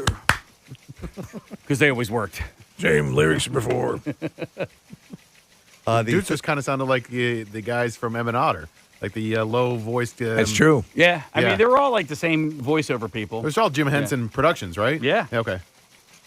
The 13-episode series premiered on Friday and follows the 2020 movie reboot Fraggle Rock Rock On. Huh. The interesting thing about Fraggles and why and how they were created is like Jim Henson just wanted to sort of create this world where everybody was Horrible? No, like loved and it was just he was always like that was a cool thing about Jim Henson is he just wanted peace to bring, and harmony. That's all he wanted. Yes. Yeah.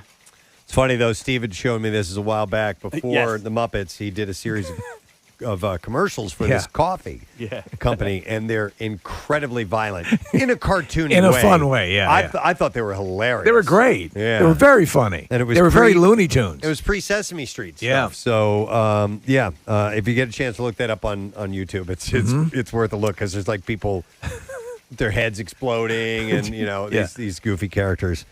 So, anyhow, Foo Fighters aren't the only stars joining the Fraggles on the show's soundtrack. Patti LaBelle pairs up on Sunshine on Us Now, Moon Come Soon. Cynthia Erivo is featured on Chase the Wind. And David Diggs, whose birthday is today, by the way, funks it up with Go With the Flow. We're looking at the commercials here for Wilkins Instant Coffee. Yep. And, there's a lot of head crushing and explosions and stuff like that. Yeah. Yep. All right, that's it in music news. We're going to take a break, come back in a second, wrap it up. That's what we'll do. Stay put. We'll be right back. The music. Absolutely. So I'm sure everybody is going to give me a hard time for this, but like the Airbnb campaign that everyone thought was the In Memoriam films. Right. I did all those. So I did all the music for those. Very nice. Very nice. I do. Yeah. I mean, that can be very lucrative. Now, obviously, you get a quicker hit from a win on Jeopardy. And correct me if I'm wrong. I don't know if this is true. We have big discussions about nicknames on the show and how one earns a nickname. Were you appointed your nickname while still in Yes. in utero? Yeah. You were. Yes. How Yes, did I that was. happen? Well, I'm 36, and I think when I was in my mom's stomach, we didn't have sexing of babies right yet. It wasn't quite as advanced as it is now. Right. And so they didn't know if I was a boy or a girl. And I have an older sister, and she needed something to call the bump, right? Because it was like, oh, there's a baby in there. And my dad had gone to high school with a guy named Buzzy, and he thought it was a cool name. To be honest, I think the original nickname was Bozo. And my mom was like, we're not calling this baby Bozo. You dodged a bullet. We switched to Buzzy. They gave me my real name, Austin, after Steve Austin, the $6 Million Man. Cool. My sister's name is Lindsay, like Lindsay Wagner, the Bionic Woman. So no way. Big fans of Bionics sci-fi. That's funny. But the funny thing is, like, my great-grandmother, who was alive when I was born, my mom was like, all right, I'm going to let her decide, because my dad kept calling me Buzzy.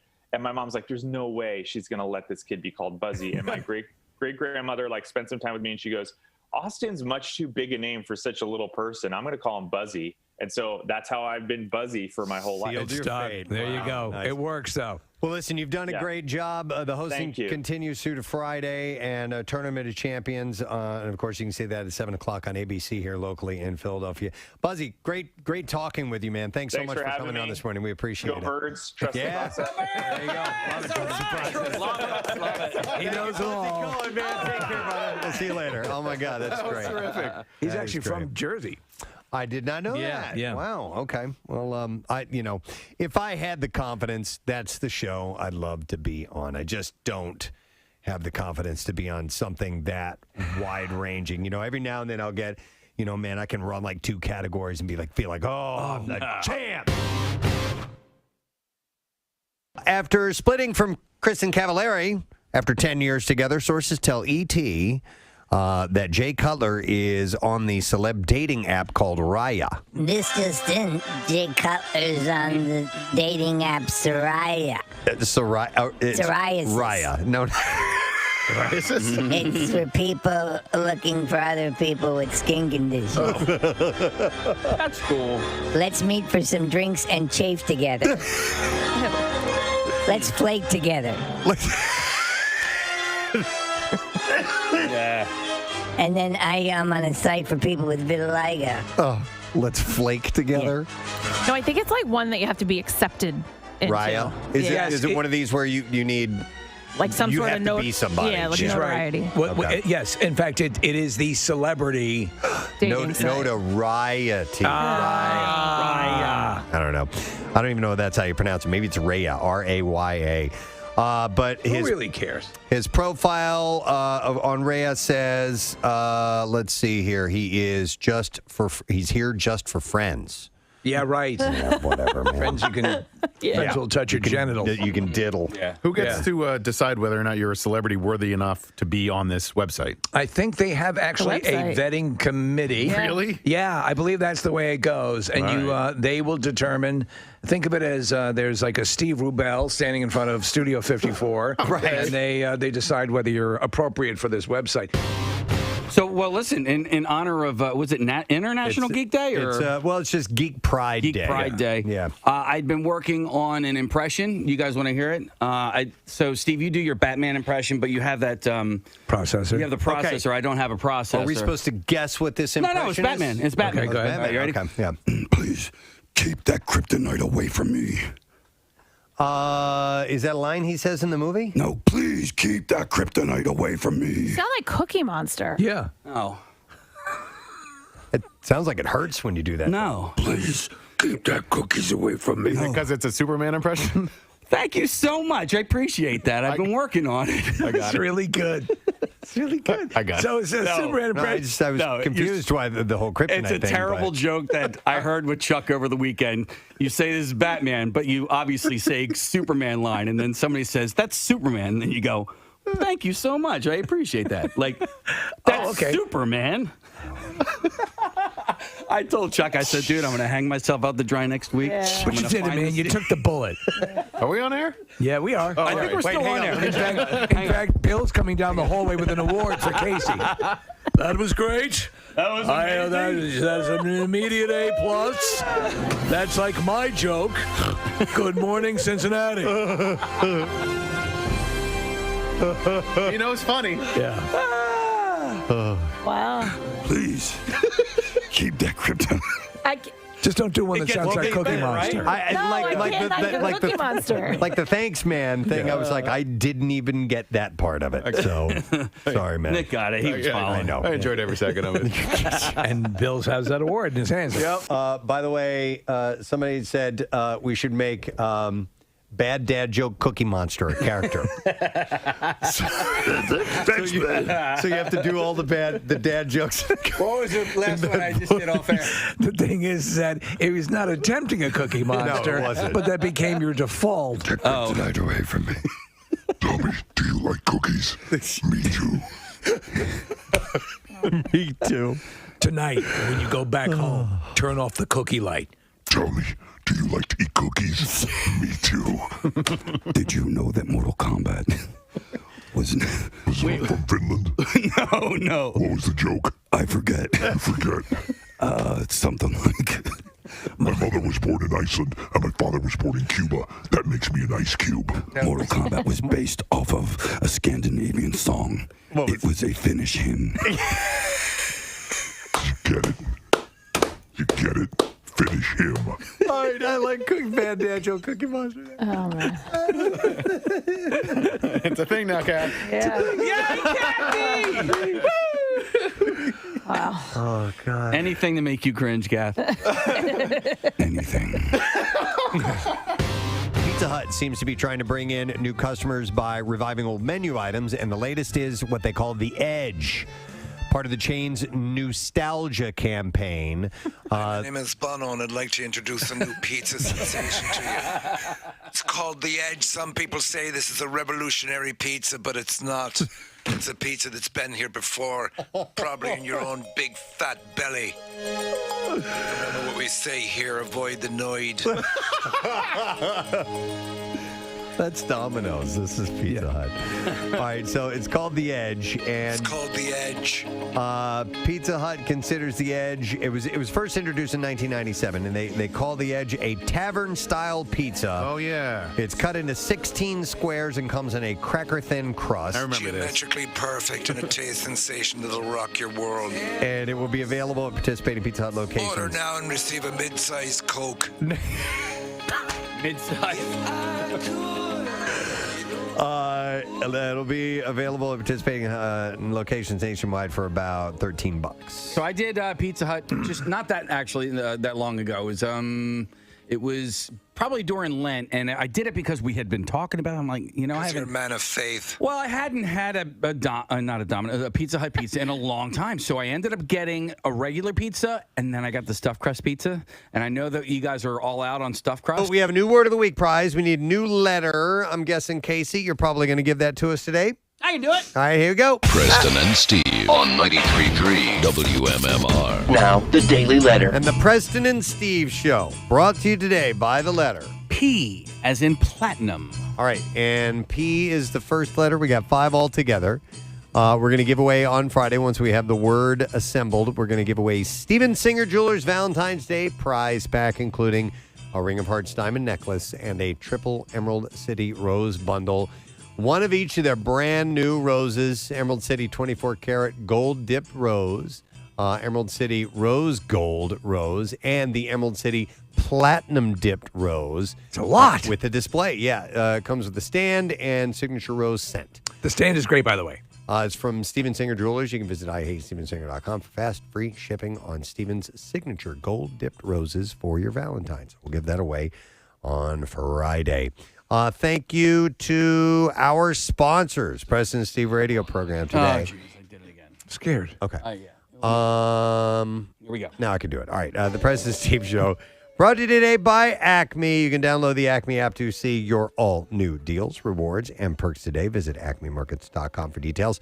Also, Dunkin', official coffee of the Preston and Steve Show. And tomorrow on the program, Kiefer Sutherland. Yay! Will be on the show. Huge fan. That'll be cool. And he's promoting music, right, Yeah. Case? Yeah. Yep. So we'll talk to Kiefer, and tomorrow's a Tuesday, which means we'll have some ink to give away in the form of the Preston and Steve Tattoos Day. So that and more as we gather once again tomorrow morning. Pierre's in next. Rage on. Have a great day, and we will see you tomorrow, my friend. Bye-bye.